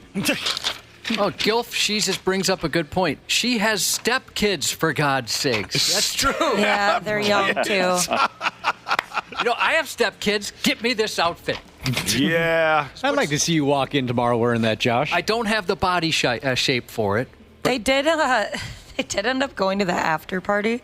Then she was wearing a little bit more clothes during that, but there's photos of them, licking each other. That's just so weird. Oh, the kids got so much crap at school yesterday. Again, this just absolutely blows my mind that this is where we're at now. Gator Jesus, who I'm still a little mad about, he got me with that whole Gabe thing. Oh, that was great. He said, look up what Will Smith's kid Jaden wore to the Grammys. We did talk about that earlier. He wore a castle over his head with his face sticking out of where the entrance to the castle would be. Kids these days, I tell you. Golden Gopher Hoops are playing a road game tonight, Brad Ryder, at Pennsylvania State University. Hopefully. Yeah, it's kind of a big game for them. I mean, both teams are 3-8, I think, in the Big Ten, and we've talked about this before, how only the top 15 out of 18 get into the Big Ten tournament. I think they're both tied for 15th. So, I mean, if you care enough about them getting into the Big Ten tournament, tonight's kind of a big game. Yeah. Oh, boy. I'll be. Is there something wrong over there, Dana? Oh, I just 2, 3, and 8 teams. And that's what I'm saying. That's kind of why I quantified it. If you care enough about them getting into the Big Ten tournament. I'm a passionate Golden Gopher basketball fan. Dana has a problem with that. He has a problem with that. Beloved college basketball announcer Dick Vitale will return to broadcasting for the first time in nearly 2 years. This coming Saturday, he'll be calling a ball game between Clemson and Duke. He's dealt with 4 different types of games.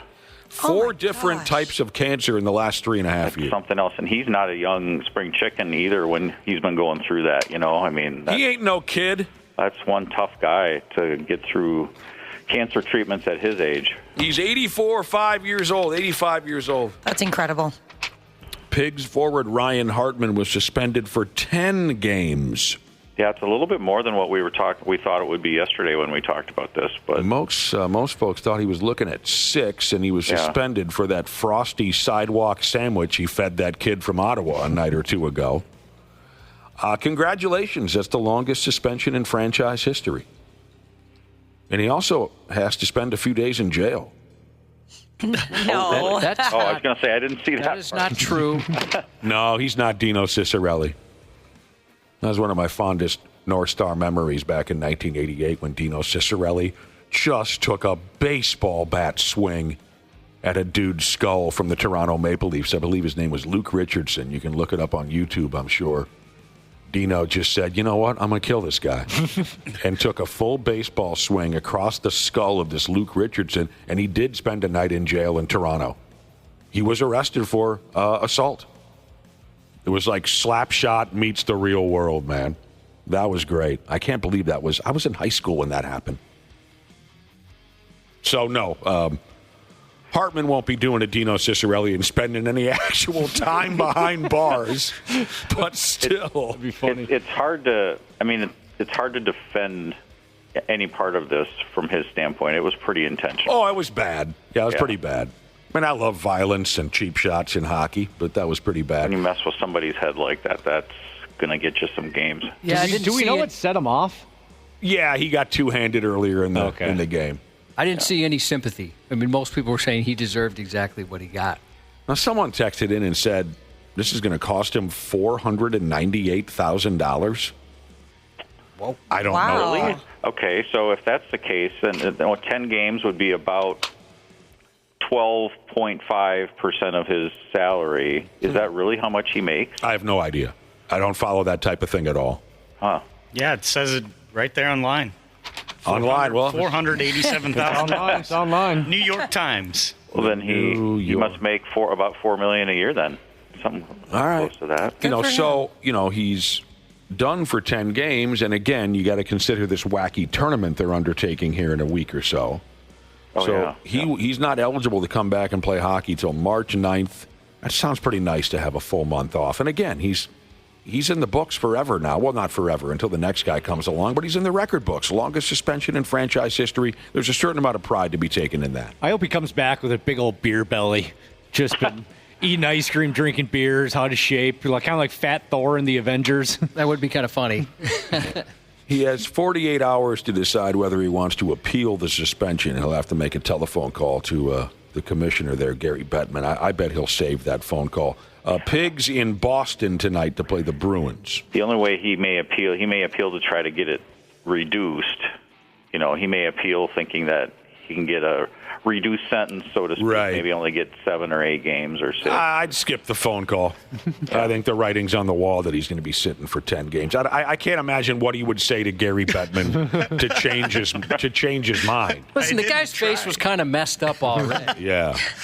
I said I was sorry.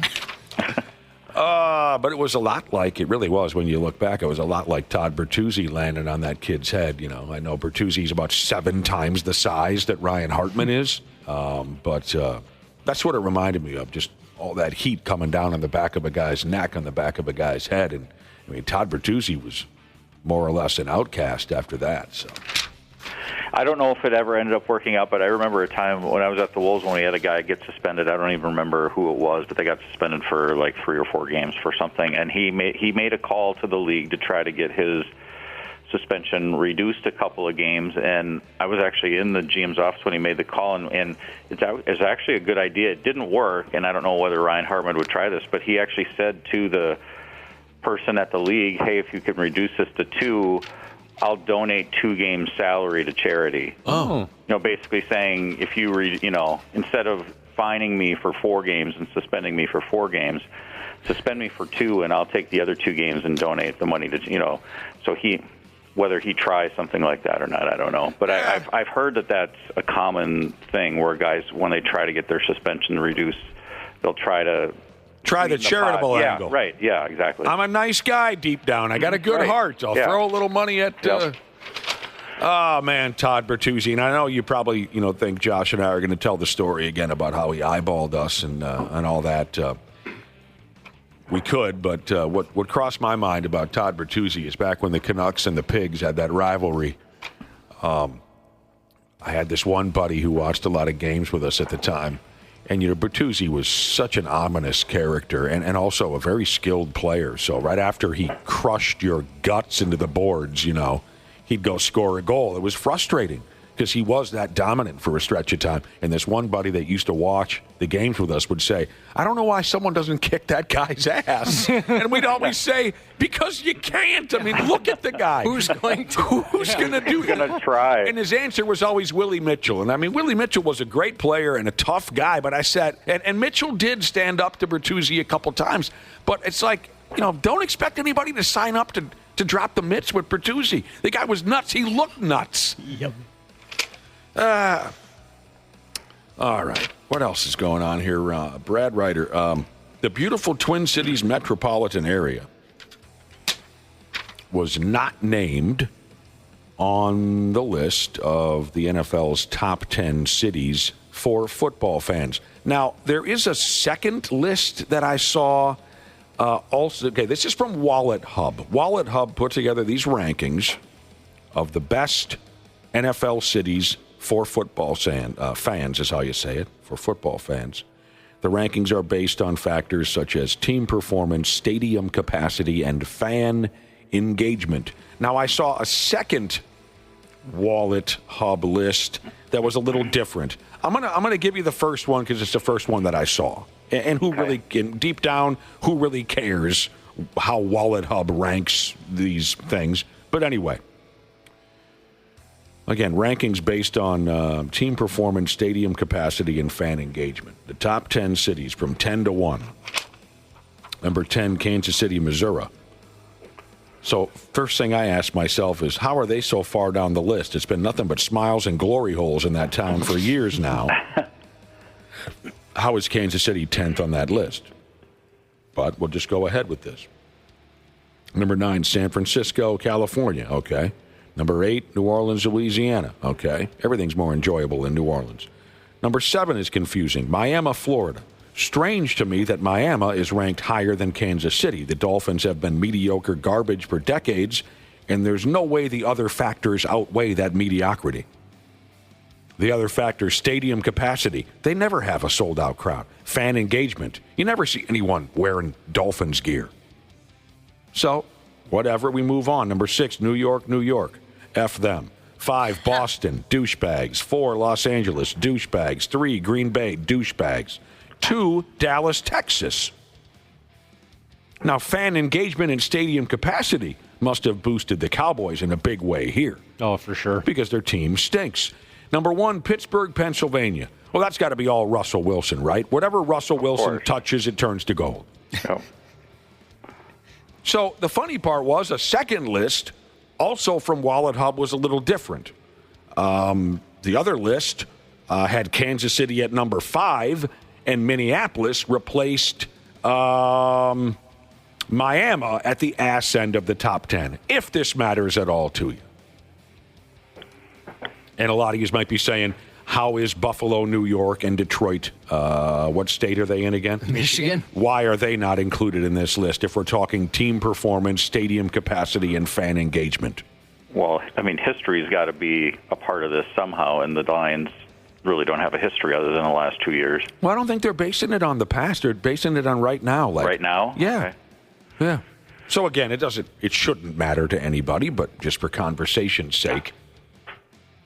It's been a long time since I've been to a game. Is it still expensive to see the Vikings? Or Yes. Oh, yeah. Yes. More expensive than it's ever been. Been a long time for me. Yeah, it's not even really just the ticket part of it. It's the parking. It's the everything else. The parking we've heard is outrageous. It's just not worth it. It's better to watch on your TV anyway. You can see more. Happily I can say, as you know, Josh, the last Vikings game I went to was when Karen Rodgers got broken in half. And that was a wonderful thing for me. You know, the thing I'm talking about. Yeah, right? yeah. Beautiful. Anthony Barr. Right. Dropped him right on his head. He said, this collarbone, you're not going to need it for a while. Right. Philadelphia was ranked 22nd in this supposed ranking of the top cities for football fans. Philadelphia. And here they are with this rabid fan base, and their team always wins. So, maybe we should shine this up, turn it sideways, and shove it straight up your candy head. I don't know. Some of these lists are weird. Vikings defensive lineman Harrison Phillips hit the wrestling mat at the Golden Gophers practice a day or two ago, and he worked out with Gable Steveson. Don't hurt each other out there, boys. This is up on 93x.com. Did you know that Harrison Phillips was a multi-time, if that's how you say it, state high school wrestling champion in Nebraska when he was growing up? So the two wrestled around and got in what they call here some technique work. If you watch the video, like Ashley said, it's up on our website, there was a disturbing amount of ass sweat coming off of, what's his name again? Harrison something? Harrison Phillips. A disturbing amount of ass sweat. Didn't notice that. Take a closer look. Oh, wow. Come out somewhere. That it escalates so fast, It's too. got to come out somewhere. I come from a long line of ass sweaters. You do? Yeah. I get a sweaty one. But not like that. You're right. That does stand out quite a bit. I mean, he started off completely dry, and then a couple minutes later, boom. Yeah, I don't know. Did he sit in a dog dish or something? I don't know what happened, but I bet my ass would be pretty sweaty if I started grappling with Gable Steveson. Yeah, just the nerves alone. I wouldn't break a sweat because I'd give up immediately.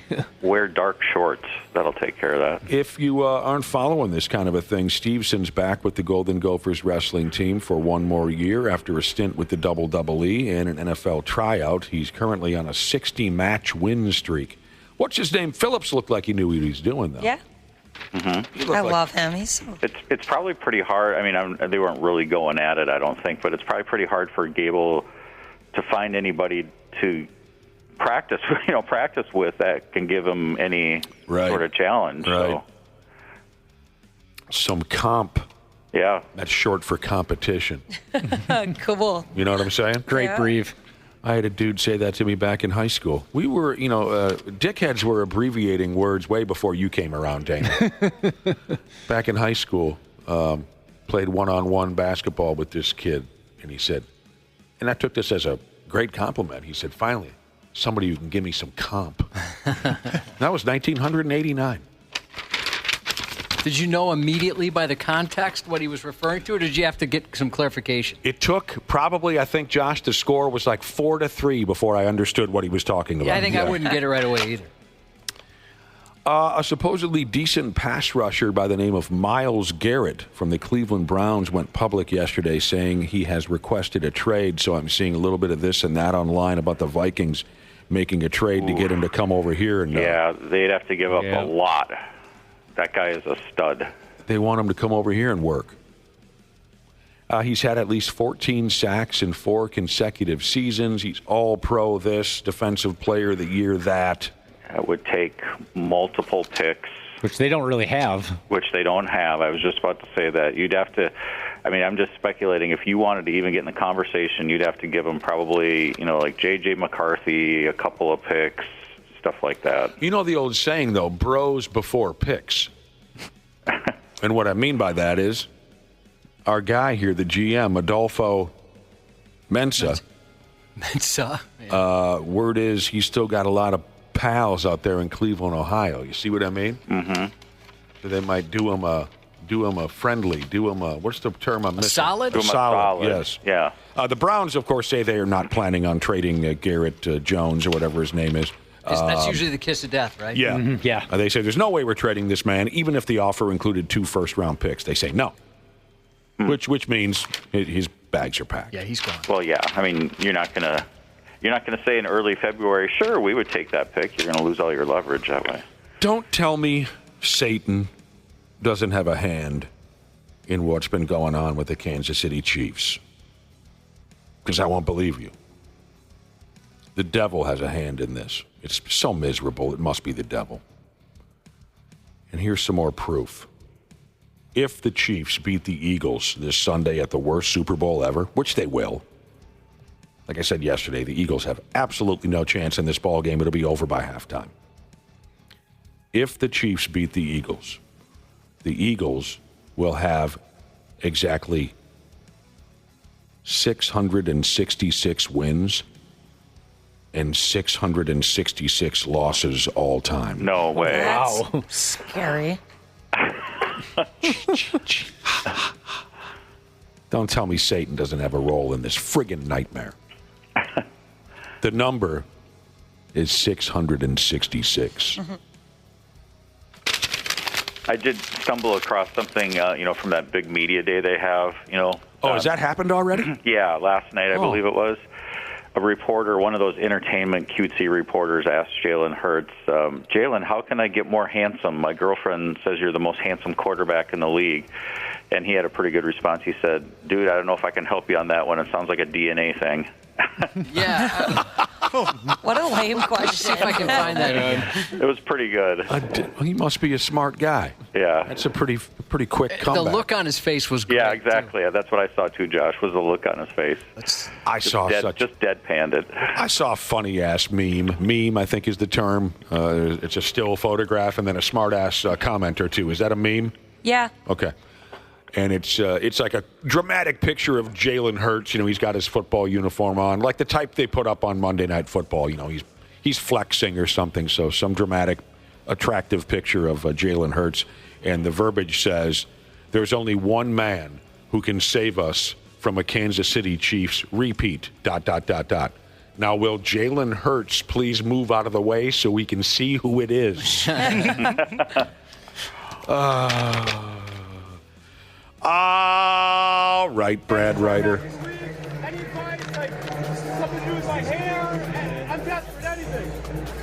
I don't know if I can help you on that one. That sounds like a DNA thing. So, as clever as he is, do you agree they have absolutely no chance? Yep. I think they definitely have a chance. Yeah, it seems like the cards are stacked a little bit against them. You think they definitely have a chance? Yeah. I mean, other than the obvious that they are going to be on the field with like they have a better chance than all the other teams that didn't make it? Right. Yeah, I guess in the fact that they're playing, but no, I think they actually do have a chance in this game. You think it'll be a close ball game? It's going to be disgusting. Yeah. I'll find out in the morning because I'm not going to watch, but It's going to be like 40-something to 7, if that. 40. Let's go with that. Write that down. 40 to 7. Close. I think it'll be close, but they'll want people to stay tuned in. Kansas City will win, though. Well, if Randy Shaver comes back, we can ask what he thinks here by the end of the week. You're a good man, Brad Ryder. Again, thanks for all your help. Yeah, okay. Thanks, dude. We'll see you tomorrow. We will talk to you tomorrow. We'll be back in a few minutes on the Half-Assed Morning By God show. The 93X Half-Assed Morning Show. They got their heads up their ass. On 93X. Dana here to tell you all about my new friends at Standard Heating and Air Conditioning. You see, I've been doing apartment living ever since my parents kicked me out back in the day, but now I'm back living in a house. I'm absolutely clueless when it comes to any project. That's where Standard comes into play. They cranked on my furnace to get it really cooking for another cold winter. And think about this. Standard's been doing this for over 95 years. That means at one point, they made sure your great-grandpappy was all nice and warm in his butt-flap jammies. So get in touch with the folks at standardheating.com and make sure you ask about becoming a Smart Club member. That's standardheating.com. You're listening to the radio. The 93X Half-Assed Morning Show. Welcome back to the sick ward. It is 8:30. Welcome back to the 93X Half-Assed Morning Show. We're not going to make it. Some of us won't make it out of here today. It's been kind of rough for a few of us. I'll tell you, Josh just farted. Oh, no. I didn't. I would never do that, especially with Ashley in here. Ashley, you know that. Yep, I know. I accidentally burped yesterday, and I apologized all morning to Ashley for that. When Josh has to fart, he comes into the studio with Wapple and I. He goes, "Hey, guys, how you doing?" "All right, see you later." Sometimes I manufacture them for that purpose. He's having stomach problems. I sound like Mike Rowe, whoever that is. You're a wonderful crowd. Thanks for joining us day in, day out. You're terrific. Josh. Yes. How many of us have them? Friends? Ones we can rely on. Friends. In the words of the late Chowley isn't a name, and in the words of the late Charlie Bowdry from the 1988 documentary Young Guns, Charlie said, "It ain't easy having pals." And he wasn't lying. It ain't easy having pals.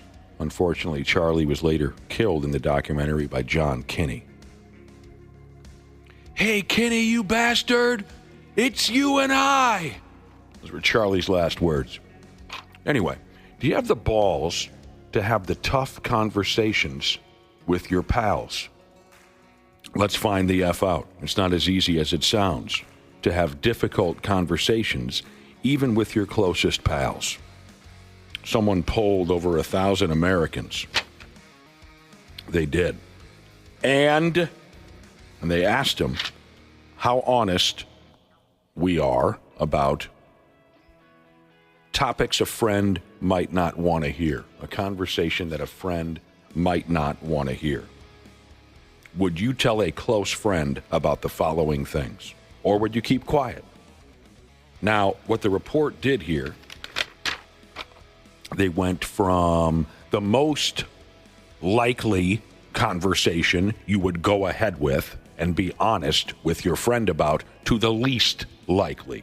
We start with having to tell your close friend that they're in a relationship that's toxic. See, on this, that one would not be the most likely for me. No? No, I mean, unless Talk to me, there'd Cubby. have to be certain circumstances where I felt they were in danger or whatever, but it seems like a bad idea to butt into somebody else's relationship. Right. Because I would agree. I've seen that fail for, even if you're 100% right, you have the person's best interest in mind. I've seen that fail before. Okay. I would all tell of a my sudden, girlfriends. you're the shared enemy. Everything you're saying makes perfect sense. But Like, I had a buddy that I struggled with whether or not I should tell him I found out his wife was cheating on him. let's see. But I didn't want to stop sleeping with his wife. So Did you really have a conversation with a friend about his wife cheating on him? well, no, I struggled with it. And I had asked my wife, what do I do? I want to tell him. And so I went to tell him, but he said, hey, before you say anything, I got to ask you something. Do you think my wife's cheating on me? Oh, that makes it easier. Yeah, that was like out of a movie. Of course it did, So yeah. I said, do I think so? I know so. How that you brought it up, man. Everything you said, Josh, about butting into a relationship makes perfect sense, but still, according to this report, the most likely conversation where we'd be completely honest with our friend is you would go ahead and tell them, look, you're in a toxic, I hate that word so much, relationship. You know, I think your husband's a dick. I think your wife is a bitch. I think... Now, having said what I said, I did one time essentially have an intervention with a friend who I legitimately thought she was going to die in this relationship. And her now ex, luckily, was crazy, went to jail for some stuff. Mm-hmm. And so my wife and I did talk to her and say, you got to think of something because this is getting worse and worse and worse. So like you said, extreme circumstances. That was an extreme circumstance. If you think someone is legitimately in danger, you step in. But if you just think your best pal is dating someone that you don't think is right for them. It kind of sucks one way or the other. It's a risky thing because, like you said, if your close friend vehemently disagrees with you, then suddenly you are their enemy. Yeah. Some friends would give you a break and say, hey, I know you were just looking out for my best interest, but a lot would say, oh, you don't like my wife? Well, F you, we're no longer friends. So it's an iffy situation. But the most common, the most likely conversation that folks say they have the balls to go through with their best friend is, hey, you're in a bad relationship. So is there someone here who 100% would say something? Yeah, I would. You would? Yeah, Okay. I probably would. Absolutely. Not all the time, no.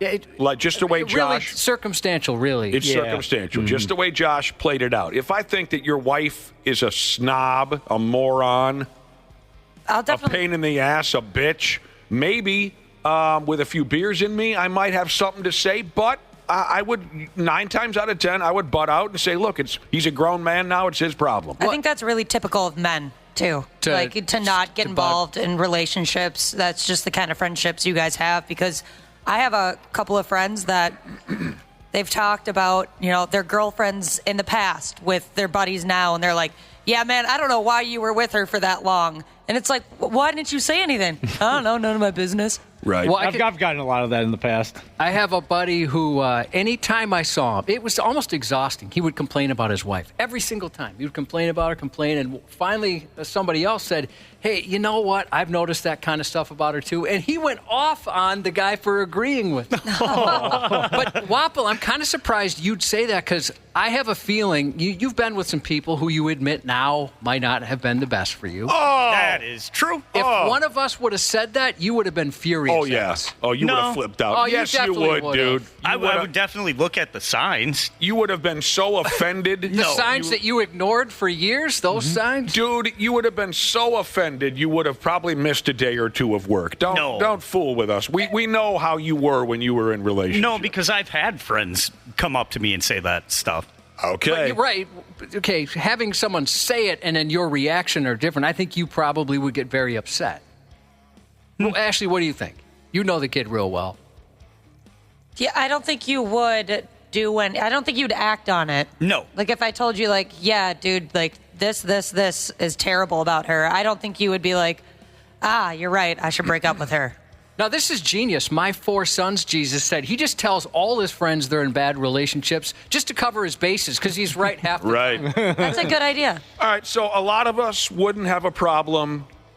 Again, we're discussing difficult conversations.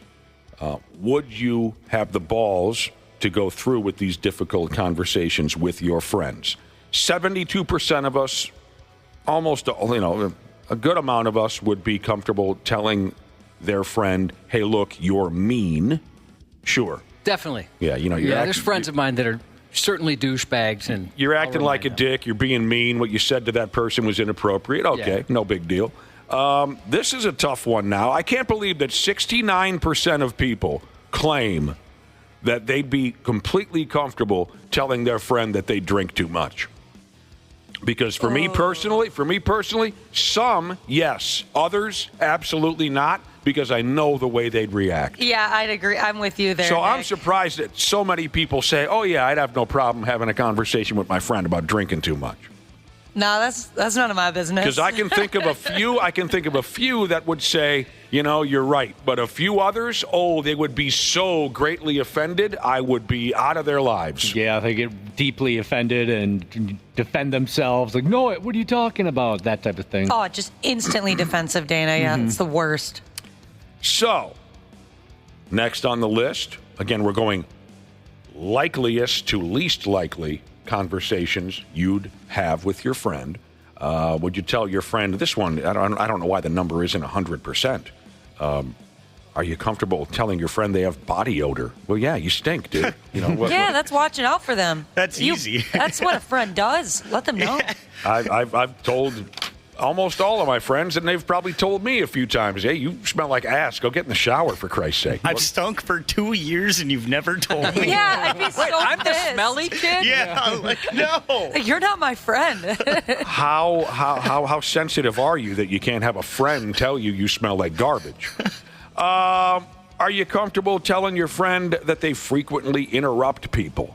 65% of people said yes. I guess I don't see what's so dramatic about that. Like, hey, man, wait your friggin' turn. I would if I could get a word in edgewise. Oh. I'd let him know. I'll tell you what. When I get in a group of my bros, it's an interruption orgy. Don't try to tell a long story. This just happened a week ago. Don't try to tell a long story, because everyone's got to jump in with their little jokes or their movie lines, and then the story gets completely overrun, and you never can come back to it. My pals are very, very interrupty, but we're not shy about calling each other out on it. There was a new guy in the mix last week, and he tried to tell a story, and then here come the stupid jokes, and I said, you're never going to come back to that story. He was kind of shocked, like, hey, what happened to my story? I said, you're never getting back to it. It's 15 This is minutes how it goes. later. This is how it goes. Still sitting there. So remember. Okay, so 60% of people, this is tough. We already sort of covered this. 60% of people say they have no problem telling their friend that their partner's cheating on them. That's another situation where it depends on the person, because I know some of them will be able to handle it and some of them would not. Yeah. So I'm surprised that 60% of people say, yeah, I'm cool telling my bro that his wife's cheating on him. That's a touchy situation. I would definitely want to, but you'd have to think about it a little. You always want to, but... Yeah, there's a huge difference between it being their boyfriend or girlfriend, too, and it being like something that's going to ruin their whole entire family. Jesus, listen to this. A scenario brought up. This is not on the list. A scenario brought up by Wife Plowing Jesus. Would you tell your friend that you accidentally killed their pet? No, but I'd threaten to kill the pet. Oh! And then kill them if they had any retaliation in mind. That's a lot more dramatic than I thought. That's much more drama than I expected from you, Josh. Would you tell your friend they have bad breath? Yeah. Would you tell your friend... See, this is what's so weird about this. Less people would tell their friend they have bad breath than would tell their friend their partner is cheating on them. What? I don't know. I guess maybe I wouldn't just be like, hey, dude, your breath stinks. I'd probably just offer some gum and hope they'd be like, you need it a little bit. Yeah. Josh would always take it. Josh would always say that my breath was humming. Yeah, he'd say it was humming. Okay, about half of us would tell their friend that they've fallen for a conspiracy theory. Hell, Christ, I'd celebrate something like that. I would tell them multiple times. I'd remind them constantly that they fell for a conspiracy theory. Again, the conversation is, would you have the balls to have these types of conversations with your friends? The likeliest conversation to the least likeliest, according to a poll here in America. This is another tough one. 53% of us say they would have the courage to tell their friend, hey, you kind of tell the same stories over and over again. Have you ever met someone who they will tell the same story in the same conversation over and over again? You mean the type of person that tells a funny joke and then repeats it and repeats it and repeats it to get that laugh? Yeah, and then sometimes maybe they just rephrase it a little bit different. Yes. It's frustrating. I was dude, we heard you the first time. We enjoyed it. Why? We're on the 5th try at this. I have no idea. I was always told to not do that. That's really rude and disrespectful. If somebody is excited to tell a story, and maybe you've heard it before in a different group of friends, don't be that a-hole. I already heard that story, because they're excited to tell you about this story. Don't take that happiness away from them. I hear you. Well, here's the thing. Here's where I go with telling a friend that they tell the same stories over and over again. And I know I do that. I've had a couple women in my life tell me, hey, dude, you got to freshen up your routine. But here's the thing. For some people, if I say something to them, hey, man, you tell the same jokes over and over again, and I take that away from them, what do they got left? You know what I mean? Exactly. So I'm going to go with it's circumstantial. Is that how you put it earlier, John? Yeah. Situational? Situational. Some friends I have the balls to say that to, but others I feel like it would crush them. Half of us would tell our friend they got a bad haircut. Nah. No. I'm not doing that. Definitely. I would never say a word because I guess I wouldn't know a good from a bad haircut. Yeah, I was going to say, who am I to judge? Aside from the obvious. You're never supposed to point out something that they can't change right then and there in like 5 seconds. Well, you can change that right then and there in 5 seconds. Go get a friggin' trimmer and alter something.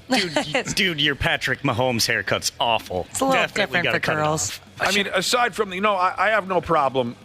I mean, if it's obviously awful, I'd say, yeah, you look like an idiot. I don't know. I have no room to talk. So at this point in my life, maybe I wouldn't say a thing. Yeah, true. What are they going to say back? I know what's coming back at me. Yeah. Oh, come on. But you have a perfect haircut for your situation. Yeah, I know, but I don't think anybody's going to give me that grace if I were to comment on their hair. Nah. Hopefully, I'll be able to breathe soon. Jesus said he had a supervisor that would tell a story, and then about a month later, he would...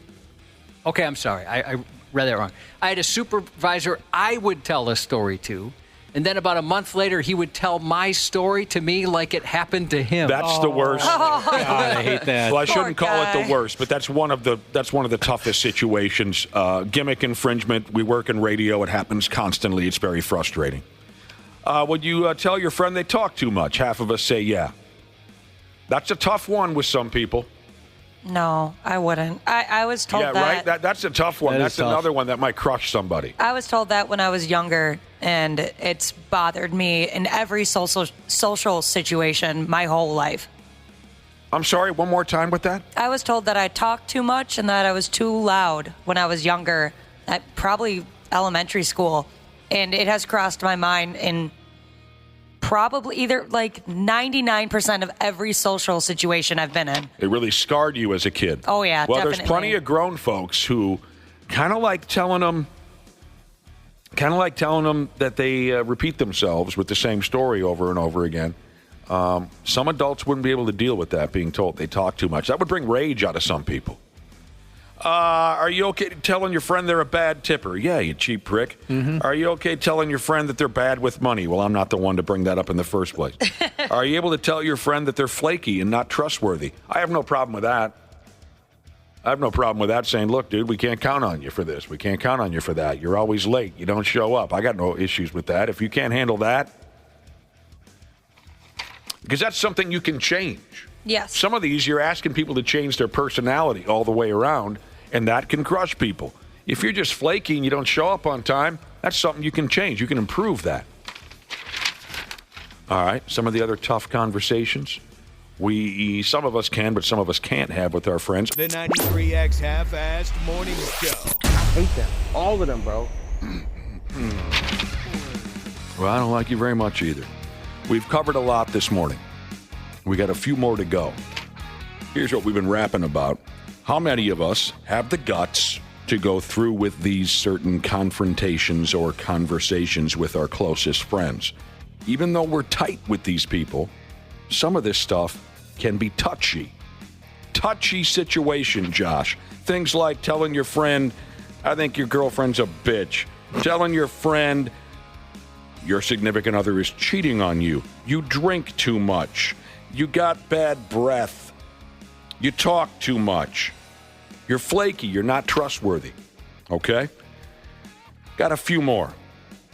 44% of us, kind of low if you ask me, only 44% of us have the balls to tell a close friend that their cooking sucks.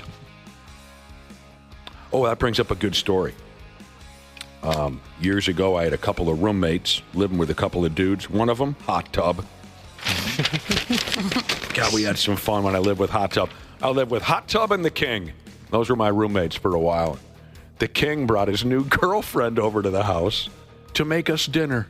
That's sweet. Wasn't that cute? That is nice. King tells me in hot tub, yeah, she's coming over. She said she'd make all of us dinner. She's going to make us spaghetti.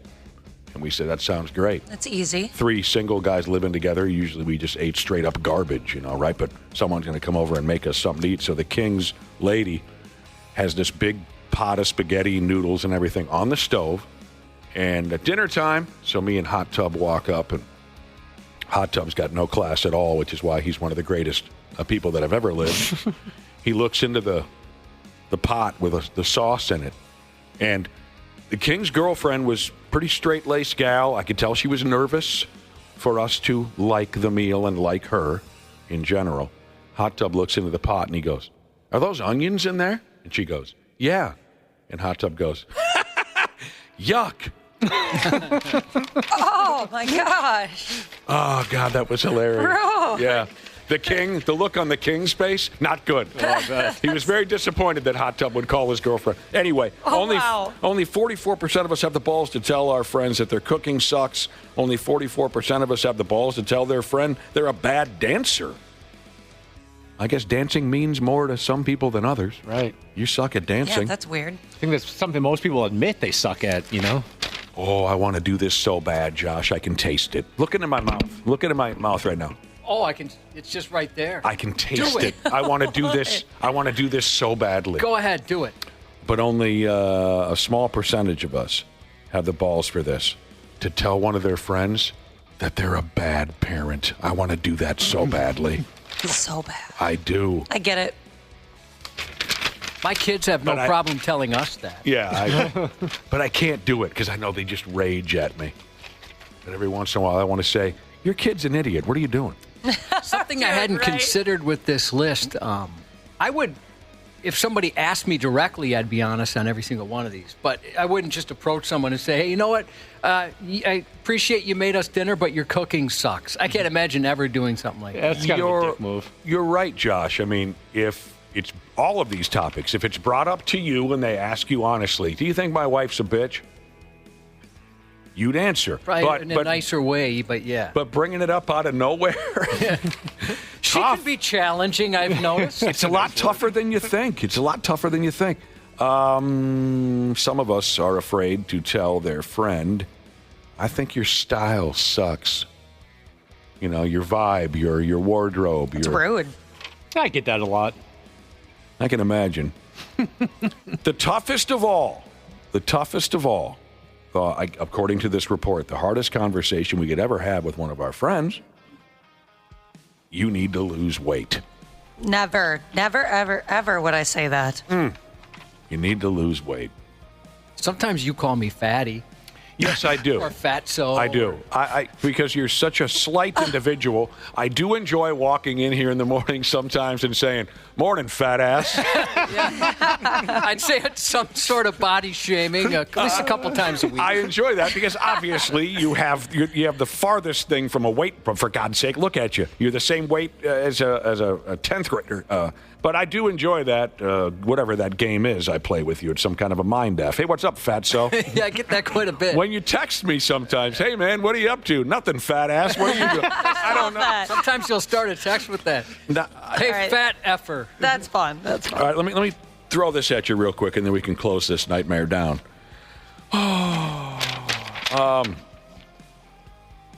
Back to weight real quick. I do remember once when we were 20, we were young. But one of my pals did put on a significant amount of weight between when we got out of high school and in the 2 years after high school, he did put on a pretty good amount of weight. And it wasn't Hot Tub. It was another friend of ours who has no class at all. This friend who put on some weight, it was Donnie. And this other guy walks up, hadn't seen him since high school, and he goes, I mean, imagine how you'd react to this, Ashley. Dude says to Donnie, "Hey, Donnie, haven't seen you in a while. Wow, you put on some weight." I would start crying. Okay. And Donnie's face changed. He didn't want to hear that, right? Dude paused for about 30 seconds and says, "No, Donnie, dude, you put on a lot of weight." Oh my gosh. He doubled down? So mean. Donnie walks out of the room with this terrible look on his face, and I walked up to the other guy and I said, "What the hell is the matter with you? You can't say that to someone like that. I've even seen him in 2 years. It's the first thing you got to say to him. What's the matter with you?" The guy was completely dumbfounded. "Oh, I don't know. He's put on some weight." I'm like, we all know that. You don't say that the way.